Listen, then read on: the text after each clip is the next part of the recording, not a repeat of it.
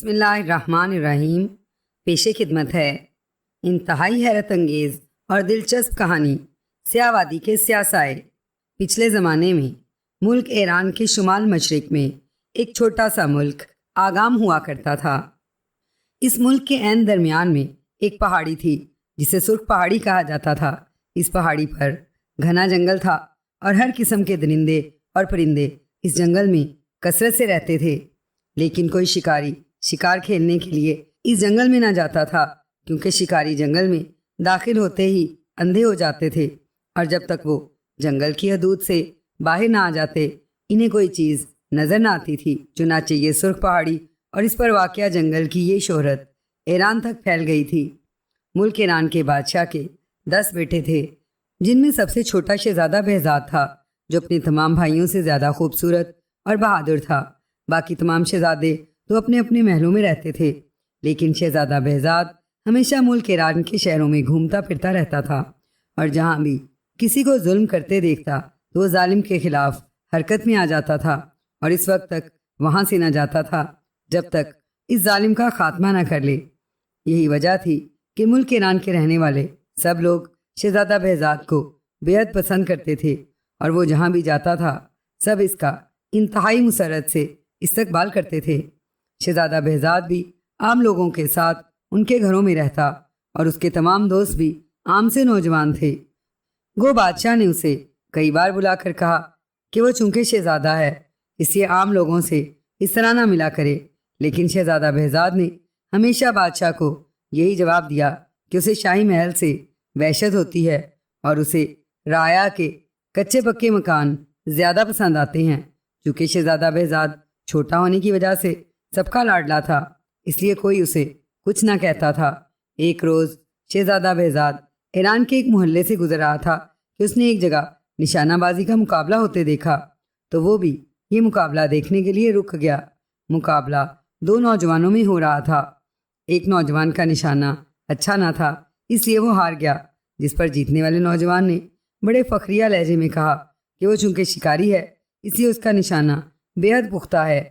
اس پر ہارنے والے نوجوان نے اس سے کہا کہ اگر وہ شکاری ہے تو سرخ پہاڑی پر شکار کھیل کر دکھائے۔ اس پر جیتنے والے نوجوان نے کانوں کو ہاتھ لگائے اور خاموش ہو گیا۔ شہزادہ بہزاد ان لوگوں کی یہ گفتگو سن کر بے حد حیران ہوا، اور پھر وہ جیتنے والے نوجوان سے مخاطب ہوا، یہ سرخ پہاڑی کہاں ہے نوجوان، اور تم نے وہاں شکار کھیلنے کی بات سن کر کانوں کو ہاتھ کیوں لگائے ہیں؟ شہزادے نے کہا، شہزادہ حضور، یہ سرخ پہاڑی ایران کے ہمسایہ ملک آگام کے عین درمیان میں واقع ہے۔ اس پر انتہائی گھنا جنگل ہے جہاں ہر قسم کے جانور اور پرندے کثرت سے پائے جاتے ہیں، لیکن وہاں کوئی شکاری شکار کھیل نہیں سکتا، کیونکہ جو شکاری جنگل میں داخل ہوتا ہے اندھا ہو جاتا ہے، اور جب تک وہ اس جنگل سے باہر نہیں آ جاتا اسے کچھ نظر ہی نہیں آتا، اس لیے اب وہاں کوئی شکاری شکار کھیلنے ہی نہیں جاتا۔ نوجوان نے جواب دیتے ہوئے کہا، ایسا کیوں ہوتا ہے؟ وہاں کیا چیز ہے جس کی وجہ سے ایسا ہوتا ہے؟ شہزادہ بہزاد نے حیران ہو کر کہا، کچھ پتہ نہیں چل سکا، سب نے یہی نتیجہ نکالا ہے کہ اس جنگل کی ہوا اس قدر زہریلی ہے کہ جو بھی وہاں جاتا ہے اندھا ہو جاتا ہے۔ نوجوان نے جواب دیا، اگر اس جنگل کی ہوا اس قدر زہریلی ہے تو پھر وہاں جانور اور پرندے کیسے زندہ رہتے ہیں، اور اندھا آدمی باہر آ کر خود بخود کیسے ٹھیک ہو جاتا ہے؟ شہزادے نے کہا تو نوجوان خاموش ہو گیا، اس کے پاس شاید اس بات کا کوئی جواب نہ تھا۔ شہزادہ وہاں سے آگے بڑھا، اور پھر تھوڑی دیر بعد اس نے ایک کچے گھر کے بند دروازے پر پہنچ کر دروازے کی کنڈی بجائی تو دروازہ کھلا اور ایک بوڑھا آدمی باہر آ گیا۔ اوہ شہزادہ حضور، آپ اندر تشریف لائیں۔ بوڑھے نے خوش ہو کر ایک طرف ہٹتے ہوئے کہا، بابا جی پرویز ہے گھر میں؟ شہزادے نے پوچھا۔ جی ہاں، آئیے، بوڑھے نے کہا، اور شہزادہ سر ہلاتا ہوا اندر داخل ہو گیا۔ بوڑھے نے اسے ایک کمرے میں لا کر بٹھا دیا۔ اسی لمحے دروازہ کھلا اور ایک نوجوان اندر داخل ہوا۔ یہ اس بوڑھے کا بیٹا پرویز تھا۔ شہزادہ اٹھ کر اسے بغلگیر ہو گیا۔ اچانک اس وقت کیسے آنا ہوا شہزادہ حضور؟ پرویز نے مسکراتے ہوئے پوچھا۔ تم ایران کے ہمسایہ ملکوں میں بھی تجارتی قافلوں کے ساتھ جاتے رہتے ہو؟ شہزادے نے کہا، ہاں شہزادہ حضور، میں تجارتی قافلوں کے حفاظتی دستے میں ملازم ہوں، اس لیے مجھے تجارتی قافلوں کے ساتھ دوسرے ملکوں میں جانا پڑتا ہے، لیکن آپ کیوں پوچھ رہے ہیں؟ پرویز نے حیران ہو کر پوچھا۔ ایران کا ایک ہمسایہ ملک آگام ہے، میں نے ابھی سنا ہے کہ وہاں کوئی پہاڑی ہے جسے سرخ پہاڑی کہا جاتا ہے۔ اس پر جنگل ہے جہاں ویسے تو درندے اور پرندے رہتے ہیں، لیکن جب کوئی شکاری وہاں جاتا ہے تو وہ اندھا ہو جاتا ہے، اور جب تک جنگل سے باہر نہ آئے اسے کچھ نظر نہیں آتا۔ کیا تم اس بارے میں کچھ جانتے ہو؟ شہزادے نے کہا۔ ہاں شہزادہ حضور، آپ نے درست سنا ہے، واقعی ایسا ہی ہے، اس لیے تو وہاں کوئی بھی نہیں جاتا، پرویز نے جواب دیا۔ لیکن ایسا کیوں ہوتا ہے؟ شہزادے نے کہا۔ شہزادہ حضور، میں نے ایک تاجر جو آگام کا رہنے والا تھا، اس کی زبانی یہ بات سنی کہ اس پہاڑی پر ایک ایسی وادی ہے جسے سیاہ وادی کہا جاتا ہے، کیونکہ وہاں ہر طرف سیاہ رنگ کے پتھر ہیں اور کوئی درخت نہیں ہے۔ اس وادی میں ایک پرانی سی عمارت ہے، اس عمارت کے اندر کسی بادشاہ کا خزانہ دفن ہے، لیکن اس خزانے کی حفاظت انتہائی خوفناک غیر انسانی مخلوق کرتی ہے جو سایوں جیسی ہے۔ انہیں سیاہ سائے کہا جاتا ہے۔ ان سایوں نے اس پوری پہاڑی پر اپنا اثر پھیلا رکھا ہے، اس لیے وہاں جیسے ہی کوئی انسان جاتا ہے وہ اندھا ہو جاتا ہے۔ لیکن یہ بات سچ ہے یا نہیں، اس بارے میں مجھے علم نہیں، پرویز نے جواب دیتے ہوئے کہا۔ سیاہ وادی کے سیاہ سائے، واہ، نام تو بڑا خوبصورت اور دلچسپ ہے۔ کیا یہ سائے جادوگر ہیں؟ شہزادہ بہزاد نے ہنستے ہوئے کہا۔ مجھے تو اس بات کا علم نہیں ہے۔ ہاں، اگر آپ اس بارے میں مزید کچھ جاننا چاہتے ہیں تو یہاں قریب ہی ایک مکان میں ایک بوڑھی عورت رہتی ہے۔ وہ اس پہاڑی کے قریب ایک گھر میں بیاہی گئی تھی، اب بیوہ ہونے کے بعد کافی عرصہ پہلے یہاں واپس آ گئی ہے۔ اس کی ساری عمر اس پہاڑی کے قریب ہی گزری ہے۔ ہو سکتا ہے اس بارے میں مزید کچھ جانتی ہو، اگر آپ کہیں تو میں اسے یہاں بلا لاؤں؟ پرویز نے کہا۔ ہاں ضرور بلا لاؤ، مجھے ایک نوجوان سے یہ بات سن کر کچھ دلچسپی پیدا ہو گئی ہے، میں اس کی حقیقت جاننا چاہتا ہوں۔ شہزادے نے کہا تو پرویز سر ہلاتا ہوا اٹھا اور مڑ کر کمرے سے باہر نکل گیا۔ پھر اس کی واپسی کافی دیر بعد ہوئی۔ اس کے ساتھ ایک کافی بوڑھی عورت تھی جو لاٹھی ٹیکتی ہوئی کمرے میں داخل ہوئی تو شہزادہ اٹھ کھڑا ہوا اور اس نے آگے بڑھ کر بوڑھی عورت کو سلام کیا اور پھر اسے اپنے ساتھ کرسی پر بٹھا لیا۔ جیتے رہو شہزادے، تم واقعی بلند بخت شہزادے ہو، بڑھیا نے شہزادے کو دعائیں دیتے ہوئے کہا۔ شکریہ بوڑھی اماں، آپ کی دعائیں میرے لیے فائدہ مند ثابت ہوگی، شہزادے نے مسکراتے ہوئے جواب دیا۔ بیٹے، مجھے پرویز نے بتایا ہے کہ تم کیا جاننا چاہتے ہو۔ میں نے 30 سال اس پہاڑی کے قریب گزارے ہیں، وہاں واقعی سیاہ سائے رہتے ہیں، میں نے کئی بار ان سایوں کو خود دیکھا ہے۔ یہ سائے عجیب سی مخلوق کے ہوتے ہیں جن کے سر انسانوں جیسے اور دھڑ جانوروں جیسے نظر آتے ہیں۔ یہ سائے اچانک نظر آتے ہیں اور پھر اچانک غائب ہو جاتے ہیں، البتہ وہ غائب ہوتے ہیں تو پھر وہاں سیاہ چمگادڑ بھی اڑتے ہوئے نظر آتے ہیں۔ میں نے وہاں کے ایک بزرگ سے سنا ہے کہ اس عمارت میں ہر طرف انسانی ڈھانچے بکھرے ہوئے نظر آتے ہیں، پوری عمارت انسانی ڈھانچوں سے بھری ہوئی ہے۔ بڑھیا نے رک رک کر تفصیل بتاتے ہوئے کہا۔ لیکن لوگ وہاں داخل ہوتے ہی اندھے کیوں ہو جاتے ہیں؟ یہ بات میری سمجھ میں نہیں آئی، شہزادے نے کہا۔ اس لیے کہ یہ سائے انہیں اندھا کر دیتے ہیں، بڑھیا نے کہا۔ اور کوئی بات جو آپ نے سنی ہو؟ شہزادے نے دلچسپی لیتے ہوئے پوچھا۔ ٹھہرو، مجھے سوچنے دو، میں بوڑھی ہو گئی ہوں، اس سے میری یادداشت بھی خراب ہو گئی ہے، بڑھیا نے کہا، اور پھر اس نے آنکھیں بند کر لیں۔ کافی دیر بعد اس نے آنکھیں کھولیں تو اس کی بوڑھی آنکھوں میں تیز چمک ابھر آئی تھی۔ ہاں ہاں، اب مجھے یاد آ گیا ہے، بالکل یاد آ گیا ہے، بڑھیا نے مسرت بھرے لہجے میں کہا۔ کیا یاد آ گیا ہے بوڑھی اماں؟ شہزادے نے مسکراتے ہوئے پوچھا۔ مجھے میرے سسر نے بتایا تھا کہ اس کا دادا اس عمارت تک پہنچ گیا تھا، وہ خزانہ حاصل کرنے گیا تھا۔ اس عمارت میں جیسے ہی وہ داخل ہوا اس پر خوفناک چمگادڑوں نے حملہ کر دیا، لیکن میرے سسر کا دادا بے حد بہادر تھا، وہ ان سے خوفزدہ نہ ہوا، بلکہ اس نے تلوار سے ان کا مقابلہ کیا اور کئی چمگادڑوں کو ہلاک کر دیا، اور باقی چمگادڑ ڈر کر بھاگ گئے۔ لیکن پھر اچانک اس پر ایک خوفناک مخلوق نے حملہ کر دیا۔ میرے سسر کا دادا ان سے بھی لڑا، لیکن پھر زخمی ہو کر بے ہوش ہو گیا۔ اس کے بعد جب اسے ہوش آیا تو ایک اجنبی ملک میں لکڑہارے کے گھر میں موجود تھا۔ اس لکڑہارے نے اسے بتایا کہ ایک بہت لمبا آدمی جس کی داڑھی بھی لمبی اور گھنی تھی اور جس کے سر پر سونے کا بنا ہوا قیمتی تاج تھا، اسے اس کے دروازے کے باہر بے ہوشی کے عالم میں چھوڑ گیا ہے اور لکڑہارے کو کہہ گیا ہے کہ جب میرے سسر کے دادا کو ہوش آئے تو اسے بتا دینا کہ اگر بادشاہ جادوگر اس کی مدد نہ کرتا تو وہ ہلاک کر دیا جاتا، کیونکہ بادشاہ جادوگر کو اس پر رحم آ گیا تھا۔ میرے سسر کا دادا تو نہ کسی لمبے آدمی کو جانتا تھا اور نہ کسی بادشاہ جادوگر کو۔ اسے جب آرام آ گیا تو وہ لکڑہارے سے اجازت لے کر وہاں سے نکلا۔ تب اسے معلوم ہوا کہ وہ ملک خراسان میں ہے، جو ملک آگام سے بہت دور ہے۔ میرے سسر کا دادا ایک تجارتی قافلے میں شامل ہو کر کئی سالوں بعد وہاں آگام پہنچا۔ یہاں اس کا ایک واقف تھا جو کسی زمانے میں جادوگر تھا۔ اس نے اس سے بادشاہ جادوگر کے بارے میں پوچھا تو اس نے میرے سسر کے دادا کو بتایا کہ بادشاہ جادوگر پوری دنیا کے جادوگروں کا بادشاہ ہے۔ وہ بے حد رحم دل اور ہمدرد ہے اور عام طور پر وہ لوگوں کی مدد کرتا ہے، لیکن وہ مستقل طور پر کہیں نہیں رہتا، بس ہر وقت دنیا میں گھومتا پھرتا رہتا ہے۔ بڑھیا نے کہا، لیکن بوڑھی اماں، مجھے بادشاہ جادوگر سے کیا لینا؟ مجھے تو یہ معلوم کرنا ہے کہ پہاڑی پر جب کوئی جاتا ہے تو وہ اندھا کیوں ہو جاتا ہے، اس بارے میں بتائیں۔ شہزادے نے کہا، بس مجھے جو کچھ معلوم تھا وہ میں نے بتا دیا ہے۔ ہاں، اگر تم مزید کچھ معلوم کرنا چاہتے ہو تو پھر اس سرخ پہاڑی پر جاؤ۔ اس پہاڑی کے قریب ایک گاؤں ہے جس کا نام جوگاش ہے۔ اس جوگاش گاؤں کا سردار بہت کچھ جانتا ہے، لیکن وہ کسی کو کچھ بتاتا نہیں۔ بڑھیا نے کہا، وہ سردار اب زندہ بھی ہوگا؟ شہزادے نے پوچھا۔ وہ زندہ نہیں ہوگا تو پھر جو بھی سردار ہوگا وہ بتا دے گا، یہ راز انہیں وراثت میں ملتا ہے۔ بڑھیا نے کہا تو شہزادے نے اس کا شکریہ ادا کیا اور ساتھ ہی اسے انعام و کرام بھی دیا۔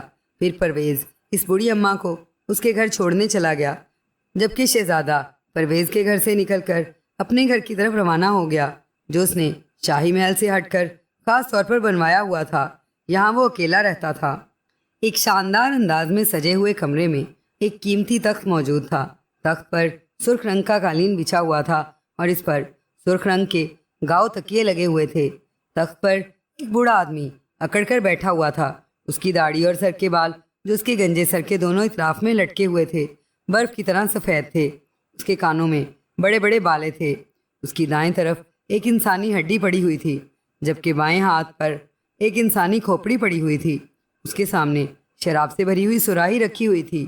اس کے ہاتھ میں ایک جام تھا جو آدھا سرخ رنگ کی شراب سے بھرا ہوا تھا، اور وہ خاموش بیٹھا ہوا مسلسل شراب پینے میں مصروف تھا کہ اچانک کمرے کا دروازہ کھلا اور ایک بونا آدمی اندر داخل ہوا۔ بوڑھا اس بونے کو دیکھ کر چونک پڑا۔ اس کے چہرے پر حیرت کے تاثرات ابھر آئے تھے۔ آمون جادوگر کی خدمت میں بونا غلام سلام عرض کرتا ہے۔ بونے نے تخت کے سامنے پہنچ کر سر کو جھکاتے ہوئے کہا، میں نے تمہارا سلام قبول کیا بونے غلام۔ کس لیے آئے ہو؟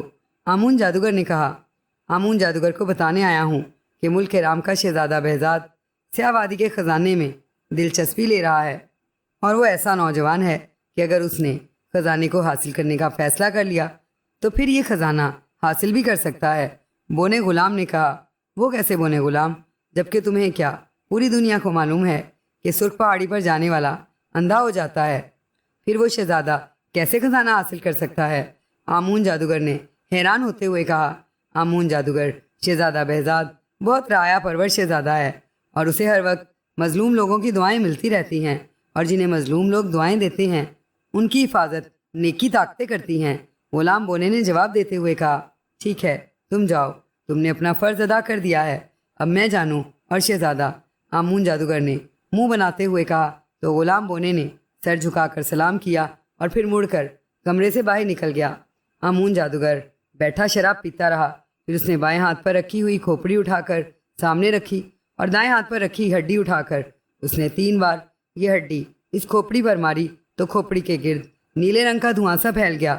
حکم میرے آقا، کھوپڑی میں سے ایک چیختی ہوئی آواز آئی۔ ابھی غلام بونے نے ایران کے شہزادہ بہزاد کے بارے میں اطلاع دی ہے، کیا تم نے یہ اطلاع سنی ہے؟ آمون جادوگر نے پوچھا۔ سنی ہے میرے آقا، کھوپڑی نے اسی طرح چیختی ہوئی آواز میں جواب دیا۔ کیا یہ اطلاع درست ہے؟ آمون جادوگر نے کہا، ہاں میرے آقا، غلام بونے کی اطلاع درست ہے، کھوپڑی نے جواب دیا۔ لیکن وہ سرخ پہاڑی کے جنگل میں کیسے داخل ہو سکتا ہے؟ کیا وہ اندھا نہ ہو جائے گا؟ آمون جادوگر نے حیرت بھرے لہجے میں کہا، میرے آقا، شہزادہ بہزاد بے حد عقلمند نوجوان ہے. وہ کوئی نہ کوئی ایسی ترکیب کر کے ہی سرخ پہاڑی پر جائے گا کہ آپ کا جادو اس پر اثر نہ کر سکے گا. لیکن وہ کیا ترکیب کرے گا اس کے بارے میں کچھ نہیں جانتا.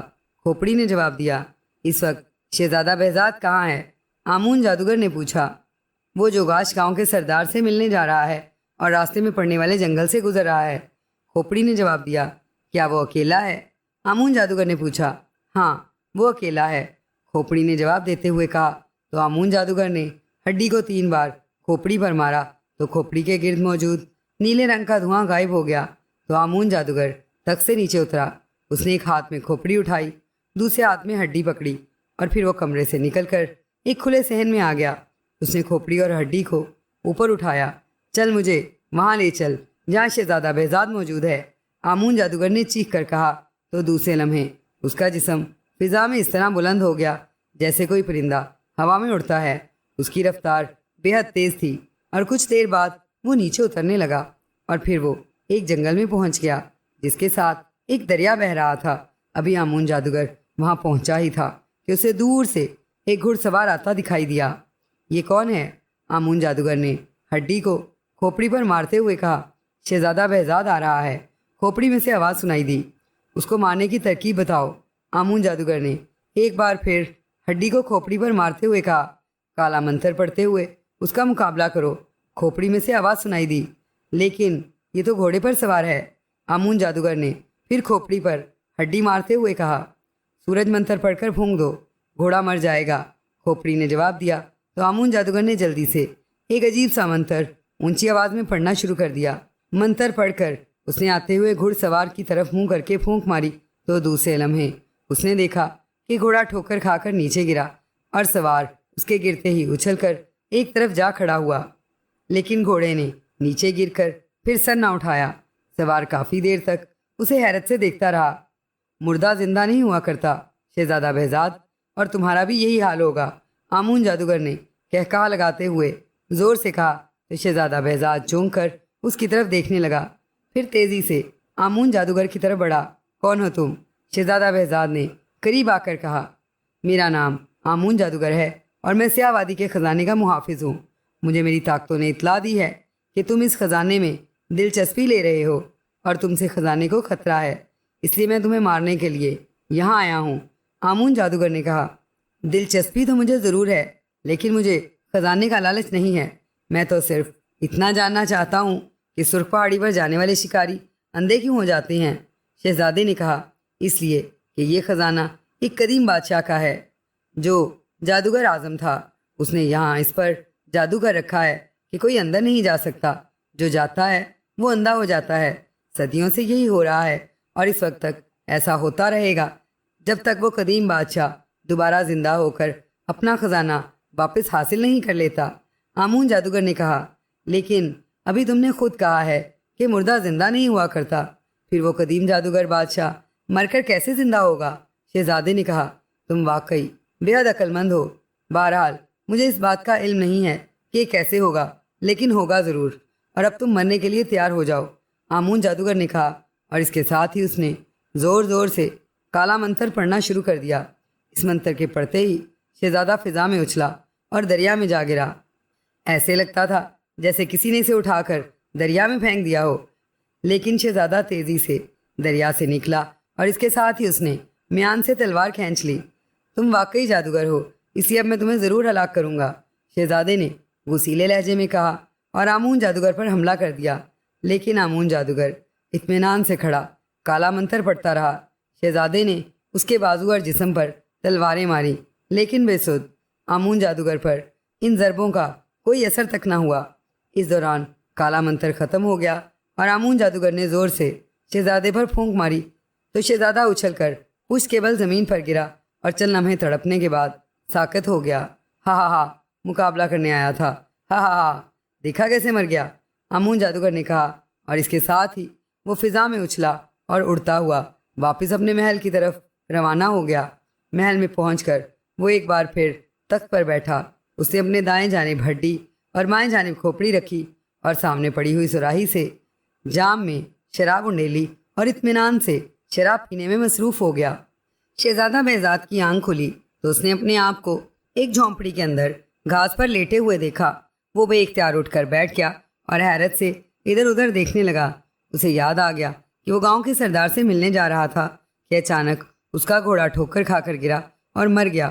اور پھر اسے اس گنجے جادوگر سے لڑائی کا منظر یاد آ گیا جو اپنے آپ کو آمون جادوگر کہہ رہا تھا اور جس کے جسم پر اس کی تلوار کی ضربوں سے کچھ اثر نہ ہو رہا تھا۔ پھر اچانک اس جادوگر نے پھونک ماری اور اسے یوں محسوس ہوا تھا جیسے اس کا سانس اس کے حلق میں پھنس گیا ہو اور اس کے ذہن پر تاریکی چھا گئی۔ پھر اب اسے ہوش آیا تو اس جھونپڑی میں پڑا ہوا تھا۔ ابھی وہ سوچ ہی رہا تھا کہ وہ یہاں کیسے آ گیا کہ جھونپڑی کا دروازہ کھلا اور ایک خوبصورت اور نوجوان لڑکی اندر داخل ہوئی۔ اس کے خوبصورت چہرے پر بے پناہ معصومیت تھی۔ اس نے سر پر ایک گھڑا اٹھایا ہوا تھا۔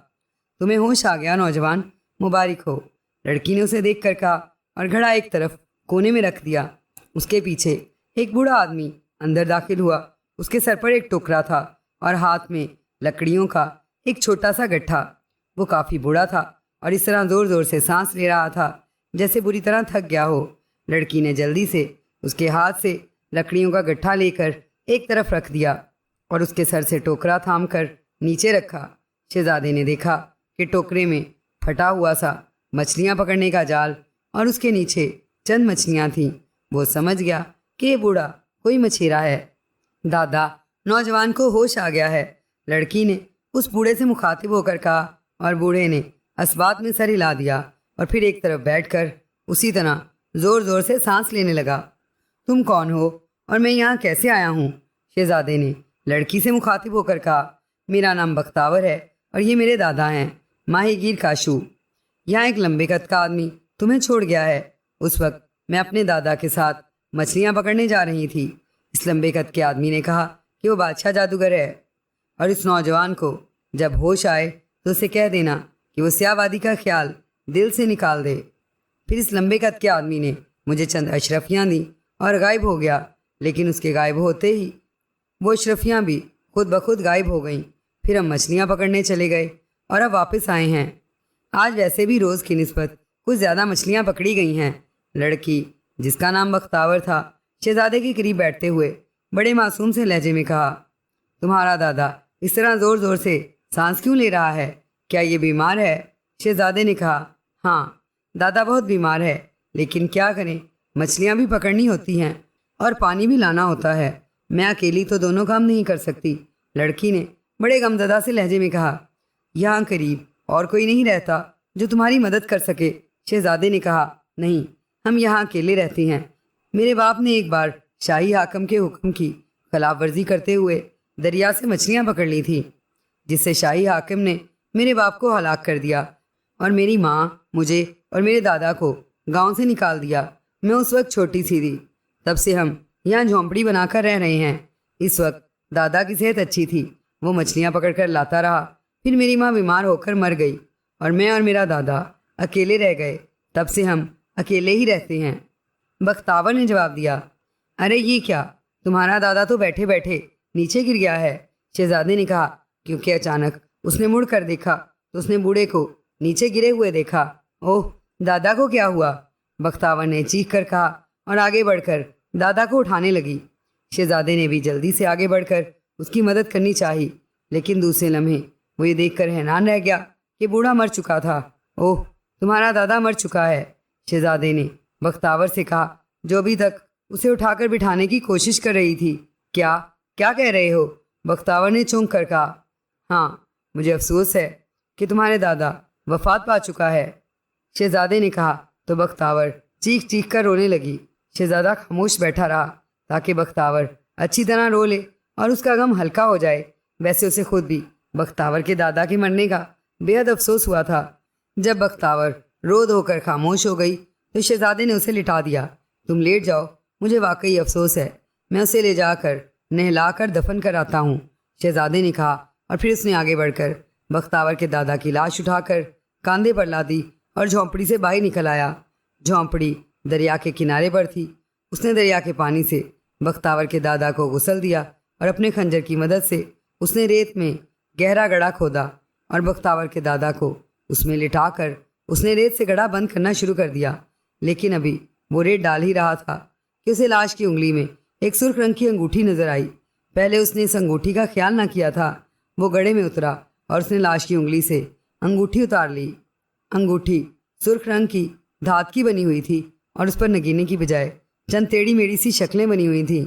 شہزادہ کافی دیر تک ان شکلوں کو سمجھنے کی کوشش کرتا رہا، لیکن جب اسے سمجھ نہ آئی تو اس نے انگوٹھی جیب میں رکھی اور گڑھے سے باہر آ کر اس نے دوبارہ ریت ڈالنا شروع کر دی۔ جب گڑھا ریت سے بھر گیا تو اس نے ایک پتھر اٹھا کر اس پر رکھا، پھر دعا مانگی اور واپس جھونپڑی کی طرف آ گیا۔ اب وہ سوچ رہا تھا کہ اکیلی بختاور یہاں اب کیسے رہے گی۔ یہی سوچتا ہوا جب وہ جھونپڑی میں گیا تو بختاور روتے روتے سو چکی تھی۔ سوتے ہوئے وہ شہزادے کو بے حد خوبصورت لگی تو شہزادے نے فیصلہ کر لیا کہ وہ بختاور سے شادی کر لے گا اور اسے اپنی بیوی بنائے گا۔ چنانچہ یہ سوچ کر وہ ایک طرف بیٹھ گیا۔ تھوڑی دیر بعد بختاور کی آنکھ کھلی تو وہ اٹھ کر بیٹھ گئی۔ میرا دادا کہاں ہے؟ بختاور نے پوچھا۔ میں نے اسے غسل دے کر دفن کر دیا ہے۔ مجھے افسوس ہے بختاور، لیکن یہ تو قانون قدرت ہے۔ آخر ایک روز سب نے مرنا ہے، اس لیے تمہیں اب صبر کرنا پڑے گا، شہزادے نے کہا، اور اس کے ساتھ ہی اس نے جیب سے وہ انگوٹھی نکال کر بختاور کی طرف بڑھا دی۔ یہ انگوٹھی تمہارے دادا کی انگلی میں تھی، اب یہ تمہاری ہے، اسے اپنے دادا کی نشانی کے طور پر رکھ لو، شہزادے نے کہا۔ تو بختاور نے انگوٹھی لی، اسے چوما اور پھر انگوٹھی اپنی انگلی میں پہن لی۔ شہزادہ اسے تسلیاں دیتا رہا۔ اسی طرح ساری رات گزر گئی۔ اب میں یہاں کیسے رہوں گی؟ بختاور نے کہا۔ تم اکیلی تو یہاں نہیں رہ سکتی، اگر تم چاہو تو میں تمہیں کسی گاؤں میں چھوڑ دیتا ہوں۔ میرے پاس چند انتہائی قیمتی جواہرات ہیں جو میں فروخت کر کے ساری رقم بھی تمہیں دے دوں گا، تم آرام سے رہنا، شہزادے نے کہا۔ نہیں، میں اکیلی نہیں رہ سکتی، معصوم بختاور نے کہا۔ تو پھر دوسری صورت یہ ہے کہ تم مجھ سے شادی کر لو، پھر ہم اکٹھے رہیں گے، شہزادے نے کہا۔ تو بختاور بے اختیار شرما گئی اور اس نے اس بات میں سر ہلا دیا۔ شہزادہ سمجھ گیا کہ بختاور بھی اسے پسند کرنے لگی ہے اور اسے شادی کرنے پر تیار ہے۔ چنانچہ وہ بے حد خوش ہوا اور پھر اسے ساتھ لے کر جھونپڑی سے نکلا اور پیدل ہی دریا کے کنارے کنارے آگے بڑھتا رہا۔ دوپہر کے وقت وہ ایک شہر میں پہنچ گئے۔ شہزادہ بختاور کو لے کر ایک سرائے میں گیا، وہاں اس نے کمرہ لیا اور بختاور کو کمرے میں چھوڑ کر وہ بازار گیا اور ایک قیمتی ہیرا فروخت کر کے اس نے رقم حاصل کی اور واپس سرائے میں آ گیا۔ یہاں آ کر اس نے سرائے کے مالک کو ساری بات بتائی اور اسے رقم دے کر کہا کہ وہ اس کی بختاور سے شادی کا انتظام کرے۔ سرائے کا مالک خوشی سے رضامند ہو گیا۔ چنانچہ اس نے نکاح پڑھانے والے کو بلایا اور خود بختاور کا باپ بن کر اس نے سرائے کے سب لوگوں کو گواہ بناتے ہوئے شہزادہ بہزاد اور بختاور کی شادی کر دی۔ شہزادہ بہزاد نے اپنے آپ کو صرف ایک امیر زادہ بتایا تھا، اس نے کسی کو یہ نہ بتایا تھا کہ وہ ملک ایران کا شہزادہ ہے۔ پھر شہزادے نے شادی کی خوشی میں سرائے میں رہنے والے سب لوگوں کو انعامات دیے اور دوسرے روز اس نے خوب دھوم دھام سے سرائے کے لوگوں کو دعوت ولیمہ کھلائی اور پھر وہ دونوں کئی روز تک وہاں سرائے میں رہے۔ بختاور بھی خوش تھی اور شہزادہ بہزاد بھی۔ آپ نے یہ تو آج تک مجھے بتایا ہی نہیں کہ آپ کہاں کے رہنے والے ہیں اور کس طرح بے ہوش ہوئے، اور وہ آمون جادوگر کون ہے جس نے آپ کو بے ہوش کیا تھا، اور وہ لمبا آدمی جو اپنے آپ کو بادشاہ جادوگر کہتا ہے وہ کون تھا؟ ایک روز بختاور نے کہا تو شہزادہ بہزاد بے اختیار ہنس پڑا۔ اب تم چونکہ میری بیوی ہو اس لیے اب تم سے کچھ نہیں چھپایا جا سکتا، میں دراصل ملک ایران کا شہزادہ ہوں، شہزادہ بہزاد نے کہا، اور پھر اس نے گاؤں کے سردار سے ملنے جانے اور راستے میں گھوڑا مرنے اور اس گنجے جادوگر سے مقابلے سے لے کر اپنے بے ہوش ہونے تک ساری بات تفصیل سے بتا دی۔ بختاور یہ سن کر بے حد خوش ہوئی کہ اب وہ ملک ایران کی شہزادی بن چکی ہے۔ اس کا چہرہ مسرت سے گلاب کے پھول کی طرح کھل اٹھا تھا۔ لیکن شہزادہ حضور، آپ اس سرخ پہاڑی کا راز کیوں جاننا چاہتے ہیں؟ کیا آپ اس سیاہ وادی کا خزانہ حاصل کرنے کے خواہش مند ہیں؟ بختاور نے کہا، اگر ایسا ہو تو پھر تم کیا کہو گی؟ شہزادے نے مسکراتے ہوئے کہا، میں تو بس آپ کی خوشی میں خوش ہوں، مجھے کچھ کہنے کی ضرورت نہیں ہے۔ میں غریب مچھیرے کی بیٹی تھی، آپ نے مجھ سے شادی کر کے مجھے ملک ایران کی شہزادی بنا دیا ہے، اس سے بڑا اعزاز میرے لیے اور کیا ہو سکتا ہے؟ میں تو اب ساری زندگی صرف آپ کی خدمت کرنا چاہتی ہوں۔ بختاور نے کہا تو شہزادہ بے حد خوش ہوا۔ مجھے تمہاری یہ بات سن کر بے حد خوشی ہوئی ہے کہ تم نہ صرف خوبصورت ہو بلکہ خوبصورت بھی ہو، اور میرا انتخاب غلط نہیں ہے۔ بہرحال مجھے خزانے کی خواہش نہیں ہے، کیونکہ میں شہزادہ ہوں اور سارا شاہی خزانہ میرا ہے۔ میں جتنا چاہوں اس میں سے لے سکتا ہوں۔ مجھے صرف یہ تجسس ہے کہ وہاں اصل حالات کیا ہیں۔ میں ان حالات کو جاننا چاہتا ہوں۔ شہزادے نے جواب دیتے ہوئے کہا، ٹھیک ہے، جیسے آپ چاہیں، میں بہرحال آپ کے ساتھ ہوں۔ بختاور نے کہا، لیکن یہ انتہائی خطرناک کام ہے۔ میں تمہیں ملک ایران لے جاتا ہوں اور تمہیں چھوڑ کر واپس آ جاؤں گا۔ شہزادے نے کہا، نہیں شہزادہ حضور، میں آپ کے ساتھ رہوں گی، چاہے کچھ بھی ہو جائے۔ میں اب آپ کے بغیر نہیں رہ سکتی، بختاور نے جواب دیا، اور شہزادے نے اسے بہت سمجھانے کی کوشش کی، لیکن بختاور اپنی ضد پر اڑی رہی۔ آخر کار شہزادے نے وعدہ کر لیا کہ وہ اسے اکیلا نہیں چھوڑے گا اور ہمیشہ اپنے ساتھ رکھے گا۔ چند روز سرائے میں رہنے کے بعد شہزادے نے ایک گھوڑا خریدا اور بختاور کو اپنے پیچھے گھوڑے پر بٹھا کر وہ دوبارہ جوگاش گاؤں کی طرف روانہ ہو گیا۔ تقریباً ایک ہفتے تک سفر کرنے کے بعد آخر کار وہ آگام ملک میں داخل ہو گئے، جہاں وہ سرخ پہاڑی تھی۔ سرخ پہاڑی نے دور سے نظر آنے لگ گئی۔ کافی بلند پہاڑی تھی اور اس پر انتہائی گھنا جنگل تھا۔ شہزادہ پہاڑی کی طرف بڑھتا رہا، پھر لوگوں سے پوچھتا ہوا آخر کار وہ جوگاش گاؤں پہنچ جانے میں کامیاب ہو گیا۔ یہ ایک چھوٹا سا گاؤں تھا۔ یہاں کا سردار کون ہے؟ شہزادے نے گاؤں میں داخل ہو کر ایک آدمی سے پوچھا۔ سردار باختر یہاں کا سردار ہے، اور وہ سامنے جس گھر پر جھنڈا لہرا رہا ہے وہی سردار کا گھر ہے، ایک آدمی نے جواب دیا۔ تو شہزادہ گھوڑے کو آگے بڑھاتا ہوا سردار کے گھر کے سامنے پہنچ گیا۔ اس نے گھوڑا روکا اور پھر نیچے اتر آیا۔ اسی لمحے ایک بوڑھا دو نوجوانوں کے ساتھ گھر سے باہر آیا۔ آپ کون ہیں؟ بوڑھے نے حیرت بھری نظروں سے شہزادہ بہزاد اور گھوڑے پر بیٹھی ہوئی بختاور کو دیکھتے ہوئے کہا، مہمان۔ شہزادے نے جواب دیا تو بوڑھا چونک پڑا۔ اس کے چہرے پر یک لخت خوشی کے تاثرات ابھر آئے۔ خوش آمدید، مہمانوں کی خدمت تو ہم پر فرض ہے۔ میرا نام سردار باختر ہے اور میں اس گاؤں کا سردار ہوں۔ آپ بھی اپنا تعارف کرا دیں۔ بوڑھے نے آگے بڑھ کر شہزادے سے مصافحہ کرتے ہوئے کہا، میرا نام بہزاد ہے اور میں ملک ایران کا شہزادہ ہوں، اور یہ میری بیوی ہے، اس کا نام بختاور ہے۔ شہزادے نے تعارف کراتے ہوئے کہا تو سردار یہ تعارف سن کر اور بھی خوش ہو گیا۔ پھر بختاور کو اندر زنان خانے میں بھجوا دیا گیا اور شہزادے کو باہر مہمان خانے میں بٹھایا گیا، اور پھر ان کی خوب آؤ بھگت کی گئی۔ میری خوش نصیبی ہے شہزادہ حضور کہ ملک ایران کا شہزادہ میرے پاس آیا ہے، لیکن کیا میں آپ کی آمد کا مقصد جان سکتا ہوں؟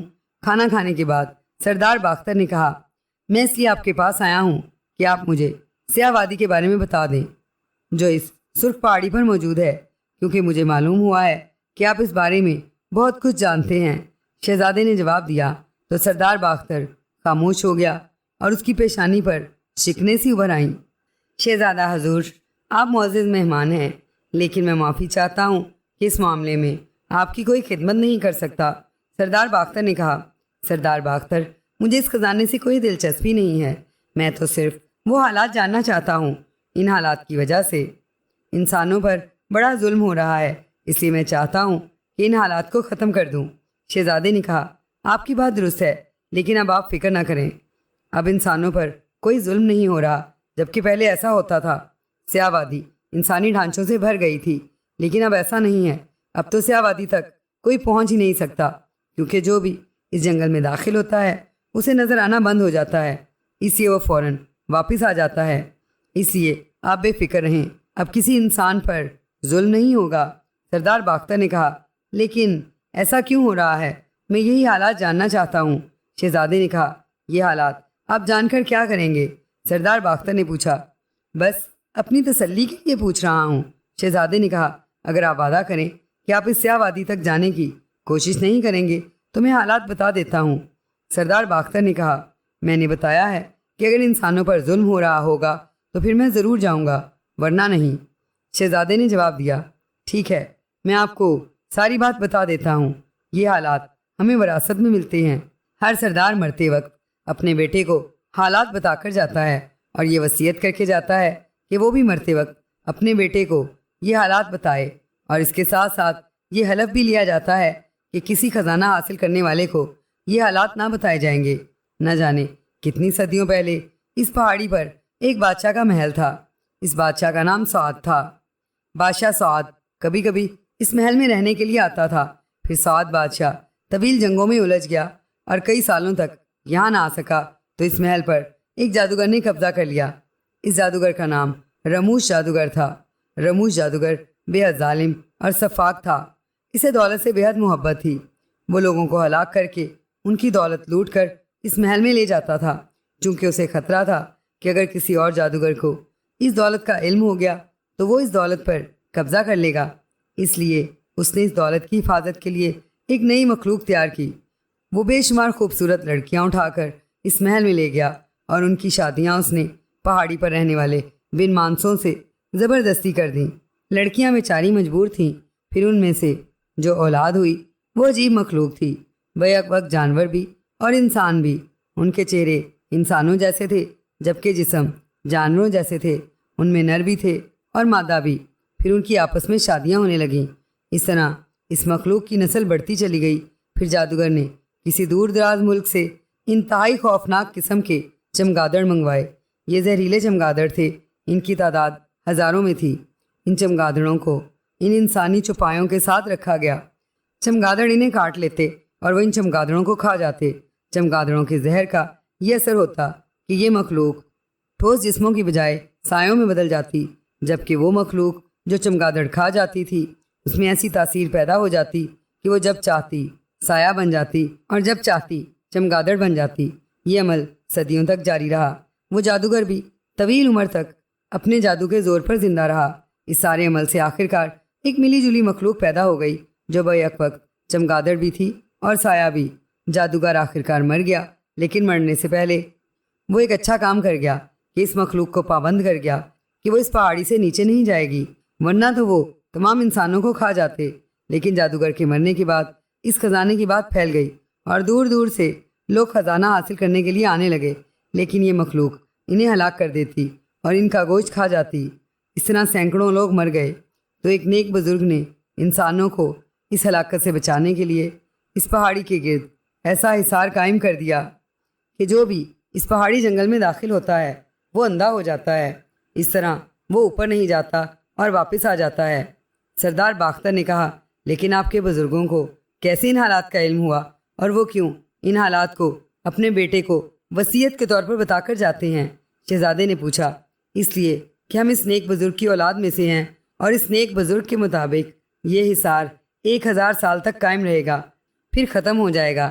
اس لیے وہ حالات بتاتے جائیں تاکہ جب 1000 سال ختم ہونے کو آئیں تو جو سردار بھی اس وقت زندہ ہو وہ اس حصار کو دوبارہ قائم کر دے۔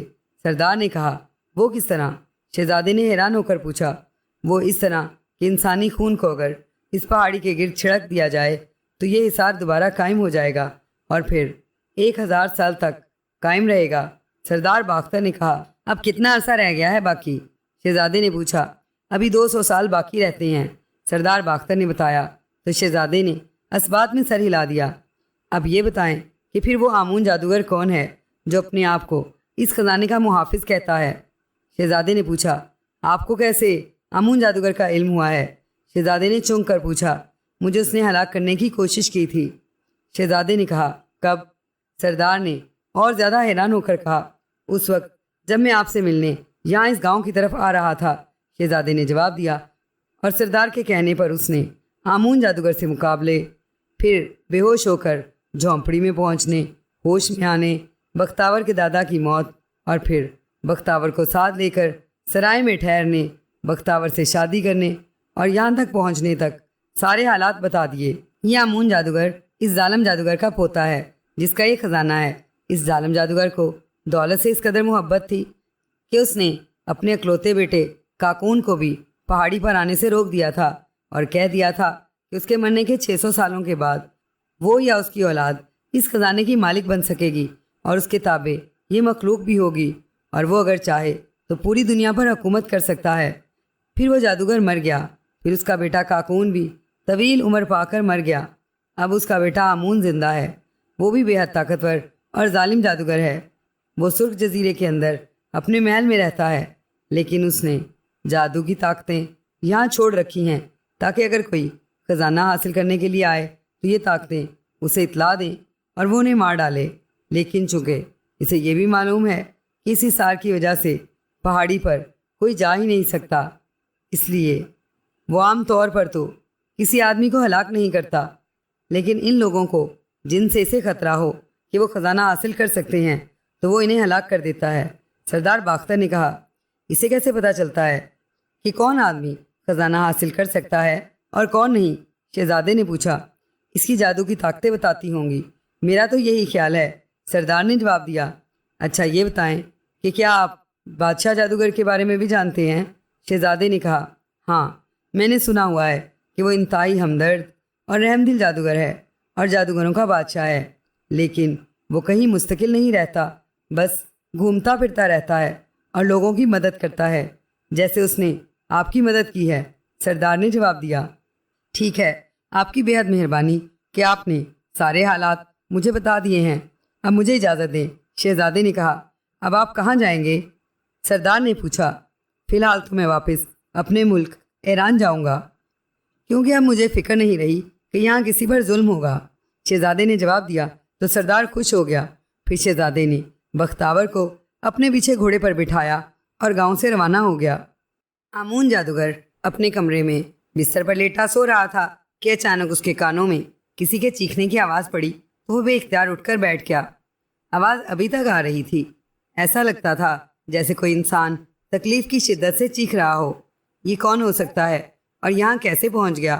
آمون جادوگر نے کہا، اور پھر اس نے دونوں ہاتھوں سے تالی بجائی تو کمرے کا دروازہ کھلا اور ایک نوجوان اندر داخل ہوا اور آمون جادوگر کے سامنے سر جھکا کر کھڑا ہو گیا۔ کاکوما، یہ کون چیخ رہا ہے؟ آمون جادوگر نے نوجوان سے مخاطب ہو کر پوچھا۔ سردار، یہ ایک آدمی ہے، محل کے سامنے سے گزر رہا تھا کہ بھاڑو نے اسے پکڑ لیا اور اسے اندر لے آیا، اور اب وہ اسے پکا کر کھانا چاہتا ہے۔ اس نے آگ جلائی ہے، جسے دیکھ کر وہ آدمی چیخ رہا ہے۔ نوجوان نے جواب دیا، جاؤ اس آدمی اور بھاڑو دونوں کو میرے سامنے پیش کرو۔ آمون جادوگر نے وسیلے لہجے میں کہا تو نوجوان واپس مڑا اور کمرے سے باہر چلا گیا۔ آمون جادوگر بستر سے اتر کر ایک طرف رکھی ہوئی کرسی پر بیٹھ گیا۔ چند لمحوں بعد دروازہ کھلا اور کاکوما کے پیچھے ایک سہما ہوا سا آدمی اندر داخل ہوا۔ اس کے دونوں ہاتھ اس کی پشت پر بندھے ہوئے تھے، ویسے وہ خاصا صحت مند آدمی تھا۔ اس کے پیچھے ایک بن مانس نما انسان اندر داخل ہوا، جس کے جسم پر ریچھ کی طرح لمبے لمبے بال تھے۔ یہ بھاڑو تھا۔ بھاڑو، تم میری اجازت کے بغیر اس آدمی کو محل کے اندر کیوں لے آئے ہو؟ آمون جادوگر نے غصے سے چیختے ہوئے کہا۔ میں اسے کھانے کے لیے لایا ہوں سردار، میں نے آگ جلا لی ہے، میں ابھی اسے بھون کر کھا جاؤں گا، اس بن مانس نما آدمی نے جواب دیا۔ لیکن تم نے مجھ سے اجازت کیوں نہیں لی؟ بغیر اجازت یہ کام کیوں کیا؟ آمون جادوگر نے غصیلے لہجے میں کہا۔ میرا خیال تھا کہ آپ سو رہے ہیں، بھاڑو نے جواب دیا۔ تو تم نے یہ سمجھ کر کہ میں سو رہا ہوں ایسی جرت کر لی؟ آمون جادوگر نے کہا، اور اس کے ساتھ ہی اس نے زور سے اپنے ہاتھ کو بھاڑو کی طرف جھٹکا۔ اس کے ہاتھ سے آگ کے شعلے نکل کر بھاڑو پر پڑے اور اس کے جسم کو آگ لگ گئی اور وہ بری طرح چیخنے لگا۔ تمہاری یہی سزا ہے، اب تم جل کر راکھ ہو جاؤ گے، آمون جادوگر نے کہا، اور پھر دیکھتے ہی دیکھتے بھاڑو جل کر راکھ ہو گیا۔ کاکوما، اب تم جاؤ، میں اس آدمی سے ابھی باتیں کروں گا، پھر تمہیں بلا لوں گا، آمون جادوگر نے کہا، اور کاکوما خاموشی سے سر جھکا کر کمرے سے نکل گیا۔ اب کمرے میں صرف وہی آدمی موجود رہ گیا تھا۔ ادھر کرسی پر بیٹھ جاؤ، آمون جادوگر نے اس آدمی سے کہا۔ میرے ہاتھ آزاد کر دو جادوگر اعظم، مجھے بے حد تکلیف ہو رہی ہے، اس آدمی نے انتہائی خوش آمدانہ لہجے میں کہا۔ تو آمون جادوگر نے منہ میں کچھ پڑھ کر پھونک ماری تو اس آدمی کے ہاتھ خود بخود آزاد ہو گئے۔ شکریہ جناب، اس آدمی نے کہا اور اطمینان سے کرسی پر بیٹھ گیا۔ تم کون ہو؟ کیا نام ہے تمہارا؟ اور تم اس سرخ جزیرے میں کیسے پہنچ گئے؟ آمون جادوگر نے کہا، میرا نام منان ہے جناب، میں ملک آگام کا رہنے والا ہوں، میں مچھیرا ہوں، میں سمندر میں کشتی پر سوار ہو کر مچھلیاں پکڑ رہا تھا کہ سمندر میں طوفان آ گیا اور میری کشتی اس طوفان میں پھنس گئی۔ جب طوفان ختم ہوا تو میں سمندر میں بھٹک چکا تھا، پھر کئی روز تک میری کشتی سمندر میں تیرتی رہی اور پھر اس سرخ جزیرے تک پہنچ گئی۔ میں کئی روز سے بھوکا تھا، میں نے ساحل پر پہنچ کر چشمے سے پانی پیا اور پھل کھائے، پھر میں جزیرے میں گھومتا ہوا ادھر آ نکلا۔ میں ابھی آپ کا محل دیکھ کر حیران ہو رہا تھا کہ یہ بن مانس محل سے نکلا اور مجھے پکڑ کر محل کے اندر لے آیا اور مجھے باندھ کر آگ جلانے لگا، اور اس نے مجھے کہا کہ وہ مجھے بھون کر کھا جائے گا۔ میں خوف کے مارے چیخنے لگا۔ پھر مجھے یہاں لایا گیا۔ منان نے جواب دیتے ہوئے کہا، تم نے مجھے جادوگر اعظم کہا ہے، کیا تم مجھے پہلے سے جانتے ہو؟ آمون جادوگر نے کہا، تمہارے آدمی نے آ کر کہا تھا کہ آقا جادوگر بلا رہا ہے، پھر ہم یہاں آئے۔ اس طرح مجھے معلوم ہو گیا کہ تم جادوگر ہو، اور یہ محل اور جزیرہ دیکھ کر مجھے یقین آ گیا کہ تم کوئی عام سے جادوگر نہیں ہو، یقیناً جادوگر اعظم ہو۔ منان نے جواب دیا، تم اتفاقاً یہاں آ گئے ہو اور تم نے مجھے جادوگر اعظم کہا ہے، اس لیے میں تمہیں معاف کرتا ہوں، ورنہ یہاں آنے والا زندہ واپس نہیں جایا کرتا۔ تم اب باہر چلے جاؤ، فوراً اس جزیرے سے چلے جاؤ، ورنہ تمہاری موت انتہائی عبرتناک ہوگی۔ آمون جادوگر نے کہا، تم واقعی اعلیٰ ظرف کے مالک ہو جادوگر اعظم، لیکن میں بے حد تھکا ہوا ہوں اور بھوکا بھی ہوں۔ کیا ایسا نہیں ہو سکتا کہ تم مجھے یہاں محل میں 1-2 روز تک رہنے کی اجازت دے دو؟ میں اس دوران اپنی کشتی کی مرمت بھی کر لوں گا، پھر چلا جاؤں گا اور پوری دنیا میں پھر کر تمہاری تعریفیں کرتا رہوں گا۔ منان نے کہا، ٹھیک ہے، تم 2 روز تک یہاں رہ سکتے ہو۔ آمون جادوگر نے کہا تو منان نے اٹھ کر باقاعدہ اس کا شکریہ ادا کیا تو آمون جادوگر نے زور سے تالی بجائی۔ دوسرے لمحے ایک نوجوان اندر داخل ہوا۔ یہ اب میرا مہمان ہے، اس کا کھانا لے آؤ، آمون جادوگر نے نوجوان سے مخاطب ہو کر کہا تو نوجوان سر ہلاتا ہوا کمرے سے باہر چلا گیا۔ جناب کا نام کیا ہے جادوگر اعظم؟ منان نے کہا، میرا نام آمون جادوگر ہے۔ آمون جادوگر نے کہا، آمون جادوگر، واہ کیا خوبصورت اور دلکش نام ہے، اس خوبصورت نام پر میری طرف سے مبارکباد قبول فرمائیے۔ منان نے کہا تو آمون جادوگر کا چہرہ کھل اٹھا اور اس کی آنکھوں میں چمک سی ابھر آئی۔ تم مستقل طور پر میرے ساتھ کیوں نہیں رہ پڑتے؟ تم اچھی باتیں کرتے ہو اور میں یہاں اکیلا رہتا ہوں، یہاں تمہیں دنیا کی ہر سہولت مہیا رہے گی۔ آمون جادوگر نے کہا۔ وہ شاید منان کی خوش آمدانہ باتوں پر ضرورت سے زیادہ ہی خوش ہو گیا تھا۔ مجھے تو کوئی اعتراض نہیں ہے جناب، بلکہ میرے لیے تو یہ انتہائی اعزاز کی بات ہے کہ میں دنیا کے سب سے بڑے جادوگر کا مصاحب خاص بن جاؤں۔ لیکن منان نے جواب دیتے ہوئے کہا اور بات کرتے کرتے رک گیا۔ لیکن کیا؟ آمون جادوگر نے چونک کر کہا، لیکن بات یہ ہے جناب کہ ایک بار سالام مچھلی نے مجھے بتایا تھا کہ میں اندھا ہو کر مروں گا، اور میرا یہ اندھا پن کسی جادوگر کے جادو کی وجہ سے ہوگا۔ اس لیے جناب مجھے ڈر لگتا ہے کہیں آپ مجھے اندھا نہ کر دیں۔ ویسے ایک بار میں پہلے بھی اندھا ہو چکا ہوں، اور حقیقت یہ ہے کہ جتنی دیر میں اندھا رہا میری حالت ہی تباہ ہو گئی۔ منان نے کہا، مجھے کیا ضرورت ہے تمہیں اندھا کرنے کی، میں دوستوں کا قدردان ہوں۔ لیکن تم پہلے کیسے اندھے ہوئے اور پھر ٹھیک کیسے ہو گئے؟ آمون جادوگر نے کہا، جناب میں ایک بار اپنے ایک دوست کے پاس گیا ہوا تھا۔ میرا وہ دوست شکاری تھا، وہ مجھے ساتھ لے کر شکار کے لیے سرخ پہاڑی پر گیا۔ ہم دونوں جیسے ہی جنگل میں داخل ہوئے ہم دونوں اندھے ہو گئے، ہمیں کچھ نظر ہی نہ آ رہا تھا۔ پھر ہم واپس مڑے اور درختوں سے ٹکراتے اور جھاڑیوں میں الجھتے باہر آ گئے۔ باہر آتے ہی ہمیں دوبارہ نظر آنے لگ گیا، لیکن جتنی دیر میں اندھا رہا مجھے بڑی تکلیف محسوس ہوئی۔ پھر میں نے اپنے ایک بزرگ دوست کو جب یہ حال سنایا تو اس نے بتایا کہ اس سرخ پہاڑی پر کوئی سیاہ وادی ہے، اور اس سیاہ وادی میں کسی قدیم جادوگر بادشاہ کا خزانہ ہے۔ اس نے خزانے کی حفاظت کے لیے وہاں جادو پھیلا رکھا ہے تاکہ کوئی پہاڑی پر نہ جائے۔ منان نے تفصیل بتاتے ہوئے کہا تو آمون جادوگر بے اختیار مسکرا دیا۔ تمہاری اطلاع کے لیے بتا دوں کہ یہ جادو میرا پھیلایا ہوا ہے، آمون جادوگر نے کہا تو منان بے اختیار اچھل پڑا۔ اس کے چہرے پر شدید خوف کے تاثرات ابھر آئے تھے۔ آپ کا؟ واقعی؟ منان نے خوفزدہ سے لہجے میں کہا، ہاں میرا، کیونکہ یہ خزانہ میرے آباء و اجداد کا ہے اور اس کی حفاظت میرے ذمے ہے۔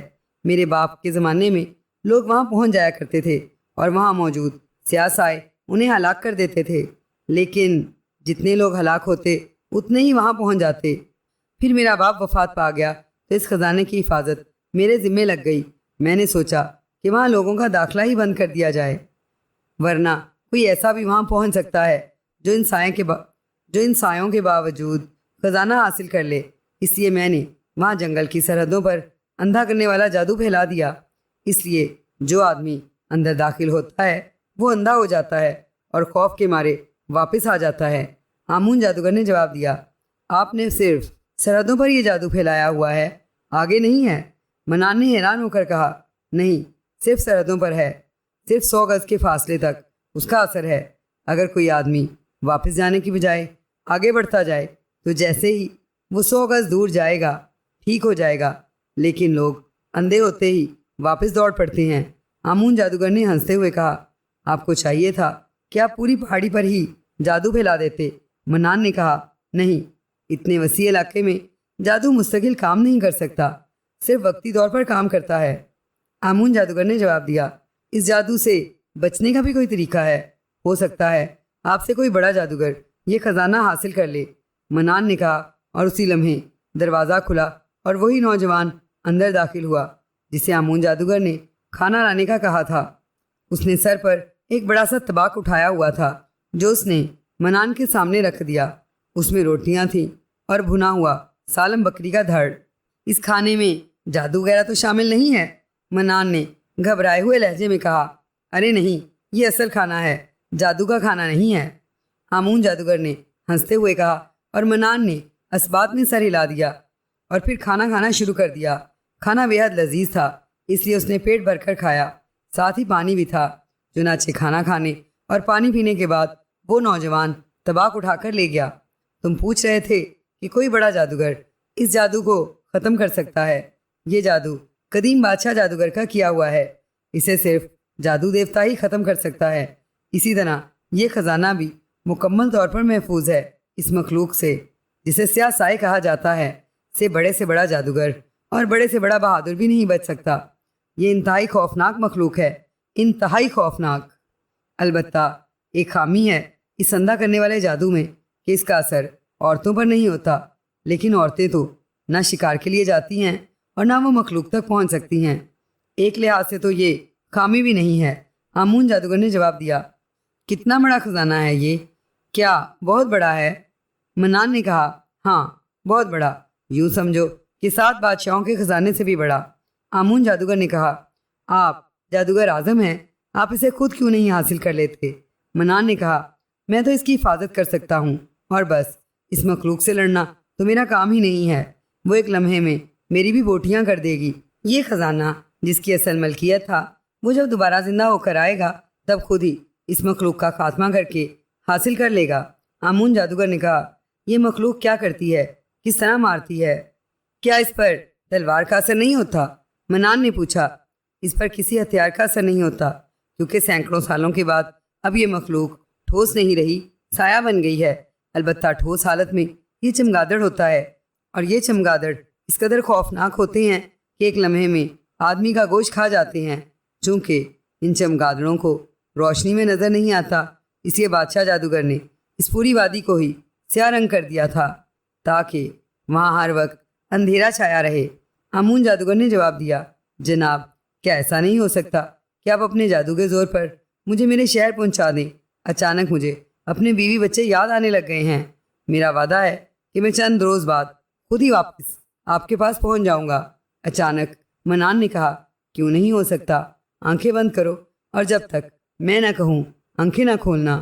آمون جادوگر نے بڑے فخریہ لہجے میں کہا تو منان نے آنکھیں بند کر لیں۔ دوسرے لمحے اسے یوں محسوس ہوا جیسے وہ کسی پرندے کی طرح ہوا میں اڑتا جا رہا ہو۔ چند لمحوں بعد اسے اپنے پیروں کے نیچے زمین کا احساس ہوا۔ اب آنکھیں کھول دو، آمون جادوگر کی آواز سنائی دی اور منان نے آنکھیں کھول دیں۔ اس نے دیکھا تو وہ آگام شہر کے کنارے پر کھڑا ہوا تھا۔ جب تم میرے پاس آنا چاہو تو 3 بار میرا نام لے کر زور سے پکارنا، میں سن لوں گا اور پھر تمہیں اسی طرح بلا لوں گا۔ آمون جادوگر کی آواز سنائی دی، بہت بہتر، تم واقعی جادوگر اعظم ہو، منان نے اونچی آواز میں کہا اور پھر شہر کی طرف بڑھنے لگا۔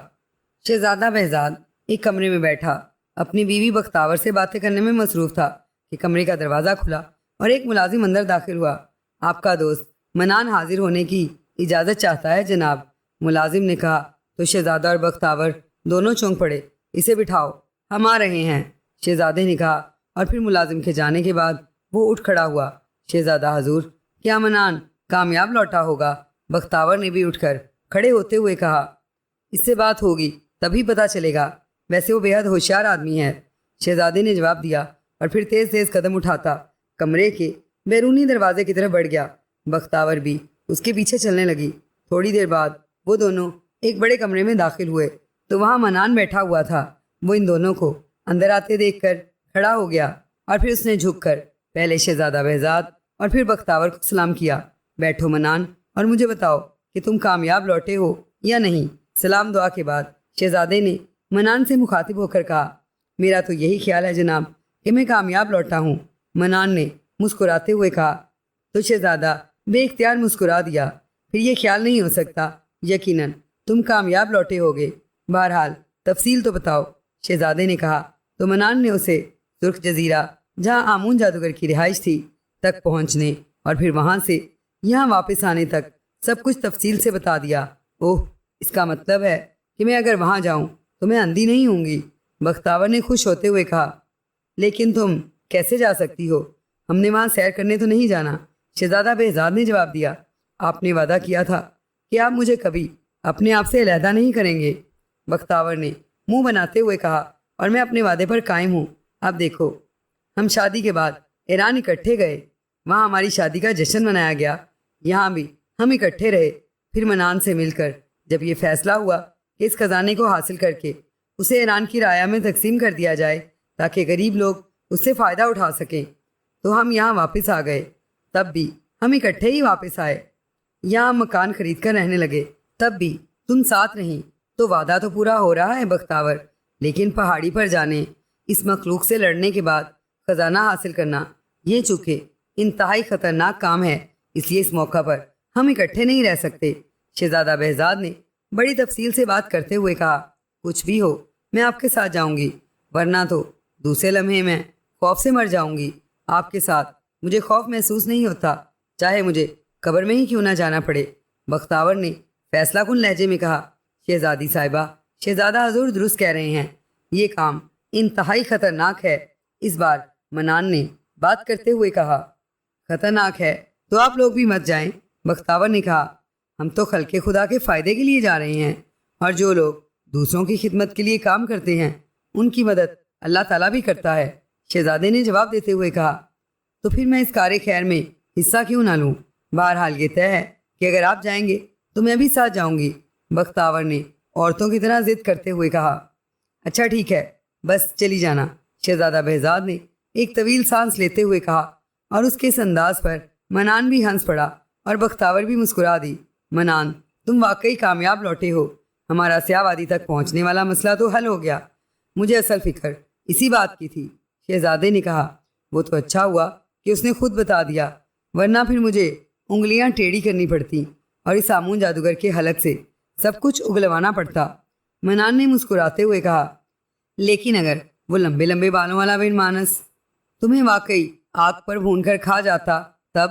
بختاور نے مسکراتے ہوئے کہا، میں نے اس کا بندوبست بھی کر لیا تھا۔ میں نے ہاتھوں میں بندھی ہوئی رسیاں کھولنی تھیں، بس ایک جھٹکا دینے کی ضرورت تھی، اور خنجر میری جیب میں تھا۔ اس کے ساتھ ساتھ اس نیک بزرگ کی بتائی ہوئی دعا میں نے پڑھ کر اپنے اوپر حصار کر لیا تھا، جس کے بعد جادو مجھے فائدہ تو پہنچا سکتا تھا، نقصان نہیں پہنچا سکتا تھا۔ ویسے وہ آمون جادوگر بالکل احمق آدمی ہے، میں نے اس کی ذرا سی تعریف کی تو وہ بیچارہ جادو وادو سب بھول گیا تھا۔ منان نے جواب دیا، اور شہزادہ اور بختاور دونوں ہنس پڑے۔ اب اس مخلوق کا کیا کیا جائے جسے سیاہ سائے کہا جاتا ہے؟ اس کا مقابلہ کیسے ہوگا؟ یہ جادو کی مخلوق بھی نہیں ہے کہ اس کا کوئی توڑ کیا جائے۔ شہزادے نے کہا، شہزادہ حضور، میں نے وہ تفصیل بھی سنی تھی جو جوگاش گاؤں کے سردار نے اس مخلوق کے بارے میں بتائی تھی، اور اب میں نے آمون جادوگر سے بھی اس بارے میں پوچھ گچھ کی ہے۔ ان ساری باتوں سے میں اس نتیجے پر پہنچا ہوں کہ یہ مخلوق بنیادی طور پر چمگادڑ ہی ہے، اور چمگادڑ روشنی سے ڈرتا ہے، اس لیے اگر ہم کسی طرح وہاں روشنی کر دیں تو یہ مخلوق ڈر کر بھاگ جائے گی۔ منان نے کہا، اگر اتنی سی بات ہوتی تو اب تک یہ خزانہ محفوظ نہ رہ سکتا تھا۔ یہ مخلوق صرف چمگادڑ نہیں ہے، بن مانسوں کا خون بھی اس میں شامل ہے، اور پھر ان کو یہ قدرت بھی حاصل ہے کہ جس وقت چاہے سایہ بن جائیں اور جس وقت چاہے چمگادڑ بن جائیں۔ ایسی خوفناک مخلوق صرف روشنی سے نہیں ڈر سکتی، اور پھر نہ جانے ان کی تعداد کتنی ہوگی، ہزاروں، لاکھوں، کروڑوں بھی ہو سکتی ہے۔ شہزادے نے کہا تو منان نے جواب میں سر ہلا دیا۔ میرے ذہن میں ایک بات آئی ہے۔ اچانک خاموش بیٹھی ہوئی بختاور نے کہا، کیا؟ شہزادے نے چونک کر پوچھا۔ اگر ہم مضبوط جال لے کر جائیں اور جہاں سے یہ چمگادڑ نکلتے ہوں وہاں جال لگا دیں تو یہ چمگادڑ بے بس ہو جائیں گے۔ بختاور نے کہا۔ تو شہزادہ ہنس پڑا۔ وہ ہمیں جال لگانے کی مہلت ہی کب دیں گے؟ دوسری بات یہ کہ وہ سایہ بن کر اس جال سے نکل جائیں گے، شہزادے نے کہا، اور بختاور نے شرمندگی سے سر جھکا لیا۔ ارے ارے، اس میں شرمندہ ہونے والی کوئی بات نہیں، ہم تو ہر معاملے کو دیکھ رہے ہیں۔ ویسے میرا خیال ہے کہ ہمیں وہاں چل کر دیکھنا چاہیے کہ کیا ہوتا ہے، یہاں بیٹھے رہنے سے کچھ سمجھ نہ آئے گا، شہزادے نے کہا۔ ہاں شہزادہ حضور، زیادہ بہتر یہی ہے کہ ہم وہاں جائیں اور اپنی طرف سے انتظام کر کے جائیں، باقی جو ہوگا دیکھا جائے گا، منان نے کہا۔ تو شہزادہ اٹھ کھڑا ہوا۔ اس کے اٹھتے ہی بختاور اور منان بھی اٹھ کھڑے ہوئے۔ ٹھیک ہے، میں انتظامات کرتا ہوں، ہم کل صبح روانہ ہو جائیں گے، تم اپنے کمرے میں آرام کرو، شہزادے نے کہا اور واپس مڑ گیا۔ تھوڑی دیر بعد وہ دونوں واپس اسی کمرے میں پہنچ گئے جہاں انہیں منان کی آمد کی اطلاع ملی تھی۔ شہزادہ حضور، کیوں نہ کسی بزرگ کو تلاش کیا جائے اور ان سے مشورہ کیا جائے، بختاور نے کہا۔ وہ کیا مشورہ دیں گے، ہمیں خود ہی کچھ کرنا ہوگا، تم ابھی آرام کرو، میں بازار جا رہا ہوں، واپسی پر ملاقات ہوگی، شہزادے نے کہا اور ایک بار پھر دروازے کی طرف مڑ گیا۔ ایک خوبصورت اور نوجوان لڑکی جس کے جسم پر شیر کی کھال کا لباس موجود تھا، ایک درخت کے سائے میں گھاس پر بیٹھی ہوئی، دونوں ہاتھوں میں ایک خرگوش کو پکڑے اسے کچا ہی نوچ نوچ کر کھائے چلی جا رہی تھی۔ اس کے منہ سے خون رس رہا تھا اور اس خون کی وجہ سے وہ انتہائی وحشی اور خونخوار نظر آ رہی تھی، حالانکہ وہ ایک معصوم اور خوبصورت لڑکی ہی تھی۔ خرگوش کو کھا کر اس نے ہڈیاں ایک طرف پھینکی اور اٹھ کر ایک طرف کو بڑھ گئی۔ چند لمحوں بعد وہ ایک چشمے پر پہنچ گئی۔ اس نے جھک کر پہلے اپنا منہ پانی سے دھویا، پھر کسی جانور کی طرح جھک کر پانی پینا شروع کر دیا۔ پانی پی کر وہ سیدھی ہوئی ہی تھی کہ اچانک دور سے تیز سیٹی کی آواز سنائی دی۔ ایسا لگتا تھا جیسے یہ آواز پورے ماحول پر چھا گئی ہو۔ لڑکی یہ آواز سن کر چونکی اور پھر دوڑتی ہوئی پہاڑی کی اس طرف بڑھنے لگی جدھر سے آواز سنائی دے رہی تھی۔ اب آواز آنا بند ہو گئی تھی، لیکن لڑکی اسی طرح دوڑتی ہوئی آگے بڑھی چلی جا رہی تھی۔ تھوڑی دیر بعد وہ ایک غار کے دھانے میں داخل ہوئی اور دوڑتی ہوئی آگے بڑھتی چلی گئی۔ غار کے دوسرے دھانے سے جیسے ہی وہ باہر نکلی، وہ ایک وسیع و عریض سیاہ وادی میں موجود تھی۔ ہر طرف سیاہ پتھر پھیلے ہوئے تھے، وہاں نہ ہی کوئی درخت تھا اور نہ ہی کوئی جھاڑی تھی، بس گہرے سیاہ رنگ کے پتھر اور چٹانیں تھیں، جن کی وجہ سے وہاں اندھیرا سا چھایا ہوا محسوس ہو رہا تھا۔ اس سیاہ وادی کے عین درمیان میں ایک پرانی لیکن وسیع و عریض محل نما عمارت تھی۔ اس عمارت کو دیکھ کر یوں محسوس ہوتا تھا جیسے کسی زمانے میں یہ انتہائی شاندار محل ہوگا، لیکن اب صدیاں گزر جانے کی وجہ سے وہ ٹوٹ پھوٹ کر کھنڈرات میں تبدیل ہو چکا تھا۔ اسی لمحے ایک طرف سے ایک سایہ سا تیزی سے لہراتا ہوا اس کے قریب آیا۔ سیاہ شہزادی سیاہ ملکہ نے آپ کو فوراً طلب کیا ہے۔ اس سائے میں سے باریک سی چیختی ہوئی آواز سنائی دی۔ کیوں طلب کیا ہے موشائی؟ کیا تم بتا سکتے ہو؟ لڑکی نے جواب دیا۔ نہیں سیاہ شہزادی، ملکہ کی باتیں وہی جانتی ہیں، اس سائے نے کہا اور پہلے کی طرح اڑتا ہوا آگے بڑھ گیا۔ لڑکی سر ہلاتی ہوئی عمارت کے ایک ٹوٹے ہوئے حصے کی طرف بڑھنے لگی۔ ابھی وہ عمارت کے قریب پہنچی ہی تھی کہ عمارت سے 10-12 کے قریب بڑے بڑے خوفناک چمگادڑ اڑتے ہوئے باہر آئے اور سیدھے اس لڑکی کی طرف بڑھے۔ لڑکی نے ہاتھ اٹھا کر مخصوص انداز میں جھٹکا تو وہ سب یکلخت غوطہ کھا کر مڑے اور دوبارہ اسی عمارت میں غائب ہو گئے۔ لڑکی آگے بڑھتی گئی، پھر اس ٹوٹی ہوئی عمارت میں داخل ہو کر وہ مختلف کمروں سے گزر کر ایک بڑے ہال نما کمرے میں پہنچ گئی۔ اس کمرے میں ہر طرف انسانی ڈھانچے پڑے ہوئے صاف دکھائی دے رہے تھے۔ سامنے دیوار میں ایک آتش دان بنا ہوا تھا جس کے اوپر محراب کی صورت میں کارنس تھی۔ چمنی دیوار کے اندر سے ہو کر اوپر چھت تک چلی گئی تھی۔ اس آتش دان کے دونوں اطراف میں انسانی کھوپڑیاں اور انسانی ڈھانچے ایک دوسرے کے اوپر رکھے ہوئے دکھائی دے رہے تھے۔ ایک طرف 3 انسانی کھوپڑیاں تھیں جبکہ دوسری طرف 2 سالم انسانی ڈھانچے تھے۔ لڑکی اس آتش دان کے سامنے جا کر مؤدبانہ انداز میں بیٹھ گئی۔ اسی لمحے اوپر چمنی سے ایک بڑا سا چمگادڑ نکلا اور اس کے بعد دوسرا، اور وہ پر پھیلائے وہیں آتش دان کے اندر اس طرح فضا میں ہی رک گئے جیسے اڑنا بھول گئے ہوں۔ سیاہ ملکہ آ رہی ہے، ان دونوں چمگادڑوں کے منہ سے باریک سی آواز نکلی اور لڑکی نے سر جھکا لیا۔ اس کے سر جھکاتے ہی وہ دونوں تیزی سے اڑتے ہوئے اس کے سر کے اوپر سے ہو کر باہر چلے گئے۔ چند لمحوں بعد دھم دھم کی آواز سنائی دی اور پھر ایک بہت موٹی عورت اس آتش دان سے نمودار ہوئی۔ اس کے جسم پر شیر کی کھال تھی۔ آ گئی ہو تم موبی؟ اس عورت نے چیختے ہوئے کہا۔ ہاں میں آ گئی ہوں، کیا بات ہے؟ آپ نے اس طرح کیوں بلایا ہے؟ لڑکی نے سر اٹھاتے ہوئے کہا۔ میرے ساتھ آؤ، میں تمہیں ایک خاص چیز دکھاتی ہوں، عورت نے کہا اور پھر اسی طرح دھم دھم کرتی ہوئی آگے بڑھ گئی۔ لڑکی بھی اٹھی اور اس کے پیچھے چلنے لگی۔ ایک اور کمرے میں پہنچ کر وہ عورت فرش پر بیٹھ گئی۔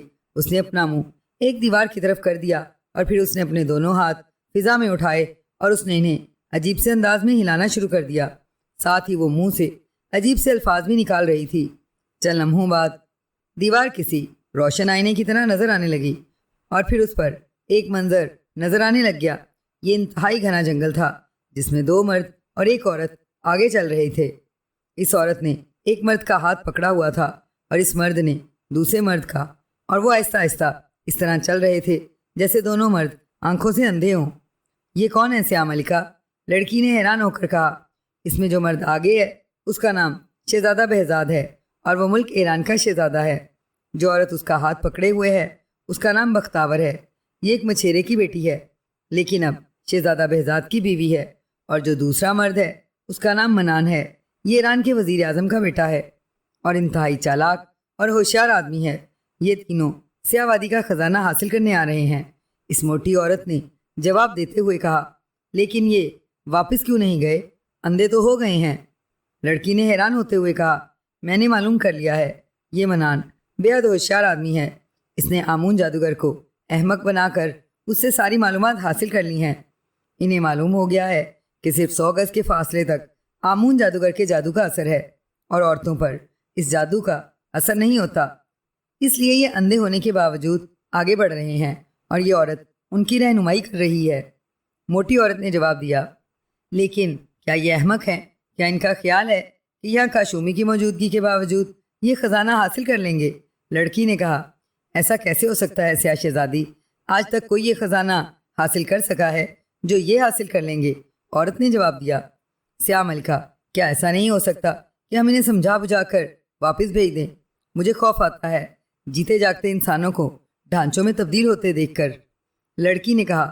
تمہارے اس خوف کی وجہ سے تو یہ اندھا کر دینے والا سلسلہ شروع کیا گیا تھا، لیکن اس وقت تم چھوٹی تھی، اب تم بڑی ہو چکی ہو اور تمہیں اچھی طرح معلوم ہے کہ اگر یہ خزانہ اس عمارت سے نکل گیا تو ہمیں بھی اس کے ساتھ ہی نکلنا پڑے گا اور یہی بات ہماری موت کا باعث بن جائے گی۔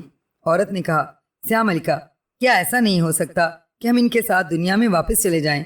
مجھے دنیا دیکھنے اور انسانوں سے ملنے کا بے حد شوق ہے۔ لڑکی نے کہا۔ نہیں، ایسا نہیں ہو سکتا۔ عورت نے کہا۔ کیوں نہیں ہو سکتا سیاہ ملکہ؟ لڑکی نے ضد کرتے ہوئے کہا۔ اس لیے کہ ہم یہیں پیدا ہوئے ہیں اور یہیں مریں گے، اس وقت تک جب تک کہ رموش جادوگر یہاں نہیں آ جاتا، پھر جیسے وہ حکم کرے۔ البتہ ایک کام ہو سکتا ہے، تم اب جوان ہو گئی ہو، اس لیے ان میں سے ایک مرد کو زبردستی یہاں رکھا جا سکتا ہے تاکہ اس سے تمہاری شادی ہو اور تمہارا بچہ پیدا ہو سکے اور ہماری نسل آگے بڑھ سکے۔ عورت نے کہا۔ لیکن جیسے ہی لڑکا پیدا ہوا آپ اس لڑکے کو مار ڈالیں گی کیونکہ وہ بڑا ہو کر مرد بنے گا۔ لڑکی نے منہ بناتے ہوئے کہا۔ ہاں، ہمیں یہی حکم ہے، تمہارے باپ کو بھی اسی طرح مار ڈالا گیا تھا۔ عورت نے جواب دیا۔ نہیں سیاہ ملکہ، میں ایسا نہیں ہونے دوں گی۔ لڑکی نے کہا۔ کیا مطلب؟ کیا تم بغاوت کرو گی؟ سیاہ ملکہ نے غصے سے چیختے ہوئے کہا۔ میں شادی ہی نہیں کروں گی۔ لڑکی نے جواب دیا۔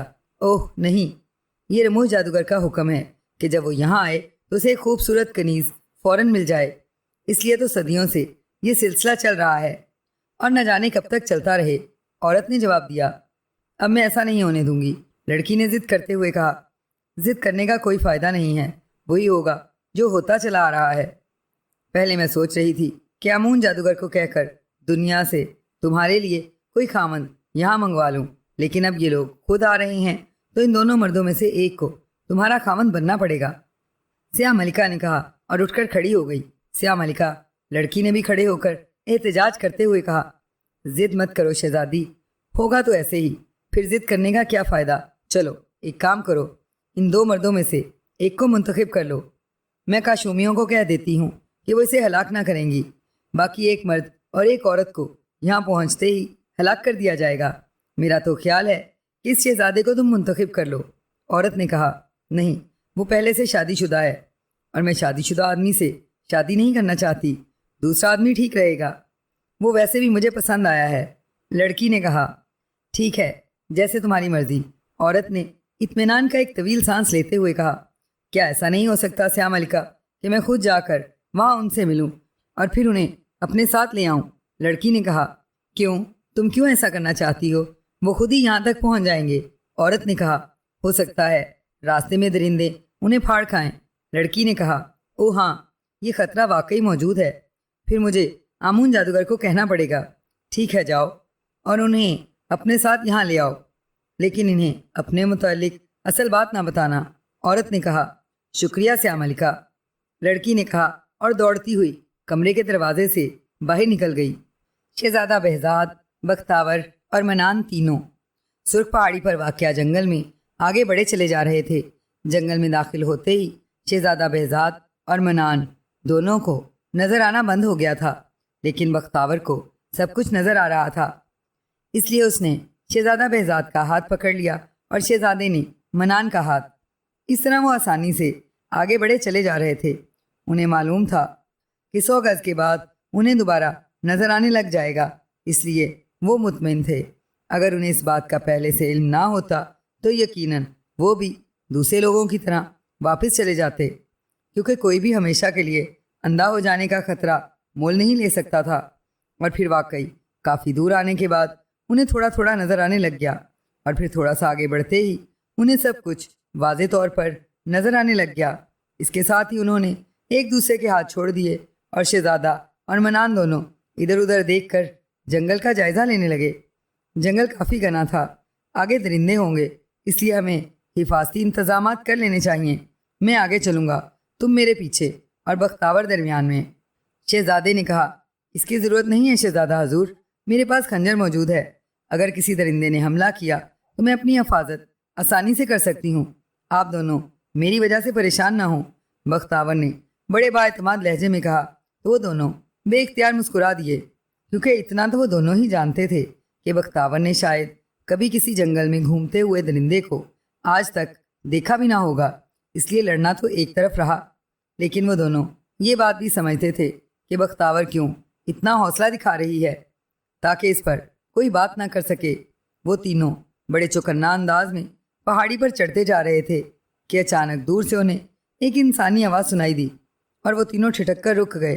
یہ آواز نسوانی تھی۔ گوشت کے الفاظ تو سمجھ میں نہ آئے تھے، لیکن اس پہاڑی پر انسانی آواز کا ان کے ذہن میں تصور تک نہ تھا، اس لیے وہ حیرت سے ٹھٹک کر رک گئے تھے۔ جہاں ہو وہیں رک جاؤ، میں آ رہی ہوں تم سے بات کرنے۔ ایک بار پھر وہی نسوانی آواز سنائی دی۔ اس بار الفاظ ان کی سمجھ میں آ گئے تھے۔ یہ کون ہو سکتی ہے؟ میرا تو خیال ہے یہ بھی کوئی جادو کا ہی چکر ہے، شہزادہ بہزاد نے کہا۔ ابھی معلوم ہو جائے گا، منان نے ہونٹ بھینجتے ہوئے کہا۔ ان تینوں کی نظریں اسی سمت لگی ہوئی تھیں جدھر سے آواز سنائی دی تھی۔ تھوڑی دیر بعد جب انہوں نے ایک نوجوان اور خوبصورت لڑکی کو انتہائی تیزی سے دوڑ کر نیچے آتے دیکھا تو ان کے چہروں پر انتہائی حیرت کے تاثرات ابھر آئے تھے۔ لڑکی نے جسم پر شیر کی کھال اوڑھی ہوئی تھی، اس کے سیاہ لمبے بال کھلے ہوئے تھے، وہ پیروں سے ننگی تھی۔ ویسے وہ خاصی خوبصورت لڑکی تھی۔ وہ دوڑتی ہوئی ان کے سامنے آ کر رک گئی۔ اس کے چہرے پر پسینہ آبشار کی طرح بہہ رہا تھا، لیکن اس کا سانس ہموار تھا، یوں لگتا تھا جیسے وہ دوڑ کر آنے کی بجائے اطمینان سے چلتی ہوئی آئی ہو۔ میرا نام سیاہ شہزادی ہے، آنے والی لڑکی نے زبان کھولتے ہوئے کہا، حالانکہ تمہارا رنگ دودھ کی طرح سفید ہے۔ اس بار منان نے جواب دیا اور سیاہ شہزادی بے اختیار ہنس پڑی۔ تم درست کہہ رہے ہو، کیونکہ میری ماں بھی گوری ہے اور میرا باپ تو بے حد گورا تھا، نہ جانے آمون جادوگر اسے کہاں سے پکڑ لایا تھا۔ لڑکی نے جواب دیا تو آمون جادوگر کا نام سن کر وہ تینوں ایک بار پھر چونک پڑے۔ تم کون ہو اور یہاں اس جنگل میں کیسے رہ رہی ہو؟ شہزادہ بہزاد نے کہا۔ یہاں بیٹھ جاؤ، میں نے تم سے باتیں کرنی ہیں، لیکن پہلے مجھے یہاں سے چند پھول توڑ کر لانے ہوں گے تاکہ میں انہیں تحفے کے طور پر تمہیں پیش کر سکوں۔ لڑکی نے مسکراتے ہوئے کہا اور کسی ہرن کی طرح کلانچے بھرتی ہوئی جنگل میں غائب ہو گئی۔ عجیب اصرار ہے، شہزادے نے کہا۔ یہ لڑکی مجھے اچھی دکھائی دے رہی ہے۔ بختاور نے کہا۔ اچھی کیا مطلب؟ شہزادے نے چونک کر پوچھا۔ یہ نیک فطرت لڑکی ہے، بختاور نے جواب دیا، اور شہزادے نے اسبات میں سر ہلا دیا۔ تھوڑی دیر بعد وہ لڑکی ایک بار پھر نمودار ہوئی تو اس کے ہاتھ میں گہرے سیاہ رنگ کے 3 گلاب کے پھول پکڑے ہوئے تھے۔ یہ لو، یہ میری طرف سے تحفہ ہیں، انہیں اپنے پاس رکھ لو، لڑکی نے کہا، اور ایک ایک پھول اس نے شہزادہ بہزاد، منان اور بختاور کی طرف بڑھا دیا۔ سیاہ شہزادی کی طرف سے سیاہ گلاب کا تحفہ ہی مل سکتا ہے، شہزادے نے مسکراتے ہوئے کہا، اور پھر پھول لڑکی کے ہاتھ سے لے لیا۔ اس کی پیروی کرتے ہوئے بختاور اور منان نے بھی اس سے پھول لے لیے۔ یہ پھول میں نے اس لیے تمہیں دیے ہیں کیونکہ جب تک یہ تمہارے پاس موجود رہیں گے ہمارے درمیان ہونے والی گفتگو سیاہ ملکہ نہ سن سکے گی اور نہ ہی تمہیں دیکھ سکے گی، ورنہ وہ سب کچھ سن سکتی ہیں، اس لڑکی نے کہا، اور اطمینان سے گھاس پر بیٹھ گئی۔ شہزادہ اور اس کے ساتھی بھی اس کے سامنے ہی گھاس پر بیٹھ گئے۔ سنو، مجھے معلوم ہے کہ تم کون ہو اور کس مقصد کے لیے یہاں آئے ہو۔ تمہارا نام شہزادہ بہزاد ہے اور تم ملک ایران کے شہزادے ہو۔ یہ تمہاری بیوی ہے، اس کا نام بختاور ہے، تمہارے ساتھی کا نام منان ہے، اور یہ ایران کے وزیر اعظم کا اکلوتا بیٹا ہے اور سیاہ ملکہ کے بقول انتہائی شاطر اور ہوشیار آدمی ہے، اور تم بادشاہ جادوگر کا خزانہ حاصل کرنے آئے ہو۔ اس منان نے آمون جادوگر سے انتہائی ہوشیاری سے یہ راز معلوم کر لیا ہے کہ جنگل میں داخل ہونے والے صرف خاص علاقے تک اندھے رہتے ہیں اور پھر انہیں نظر آنے لگ جاتا ہے، اور عورتوں پر آمون جادوگر کا یہ اندھا کرنے والا جادو اثر نہیں کرتا۔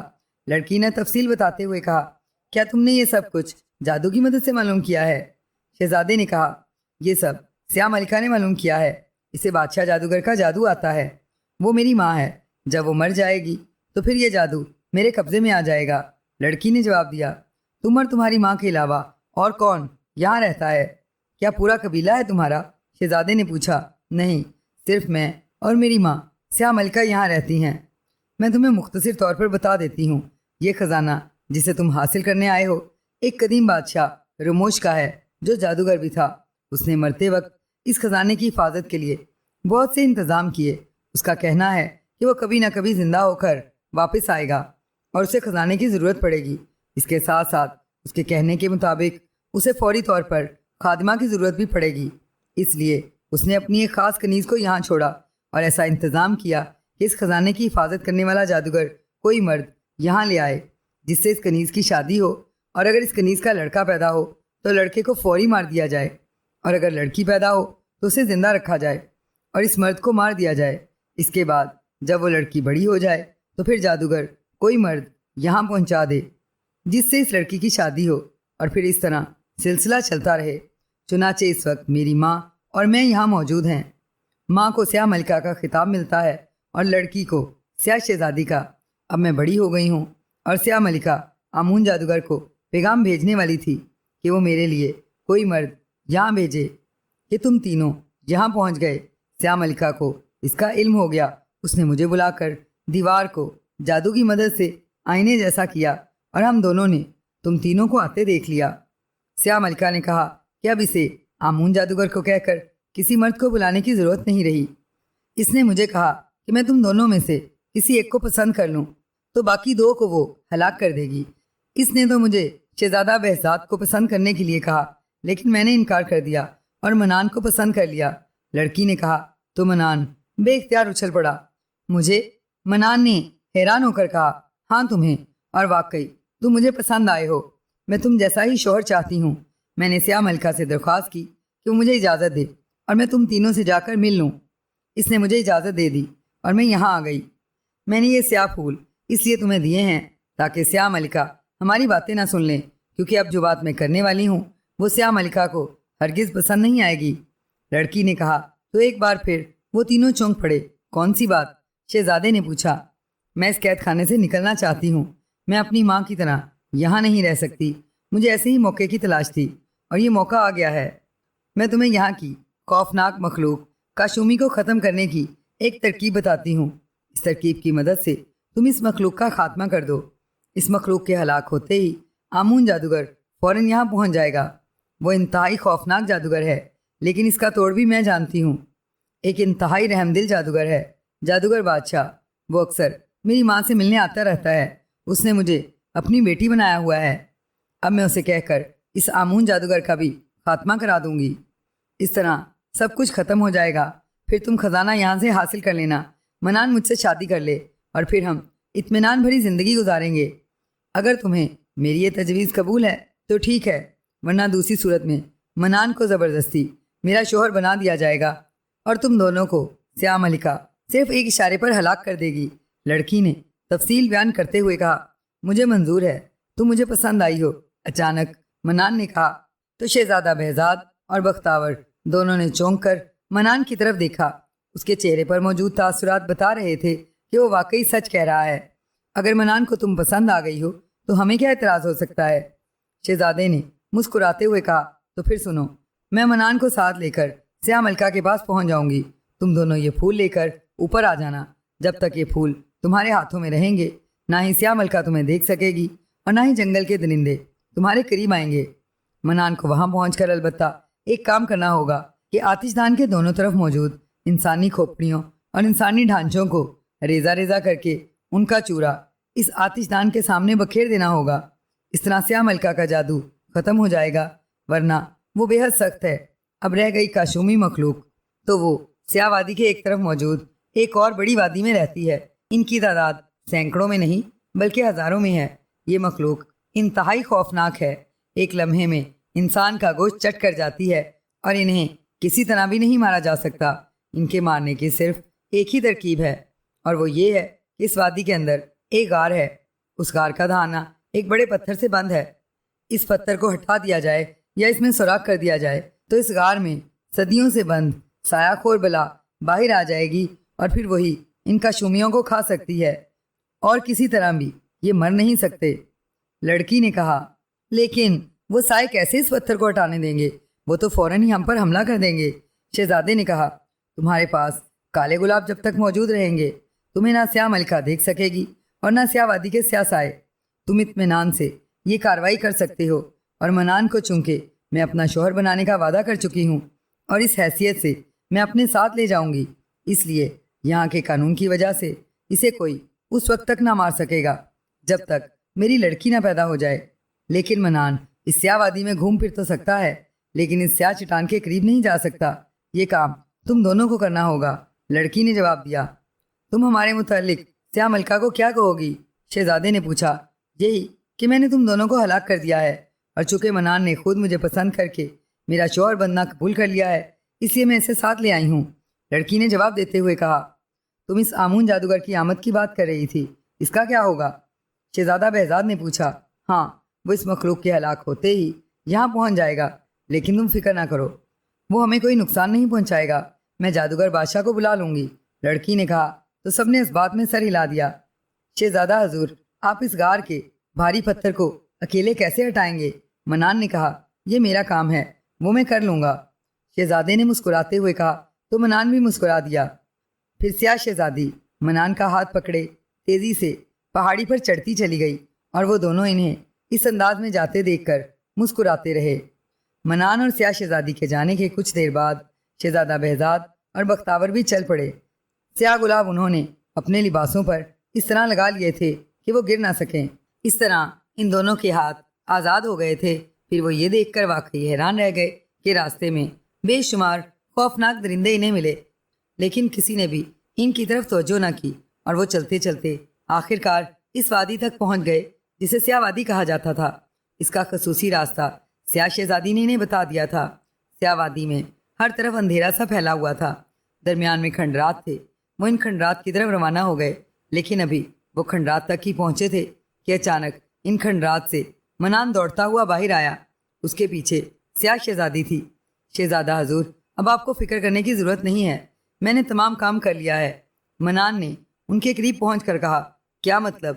کیا کر لیا ہے؟ شہزادے نے حیران ہو کر کہا.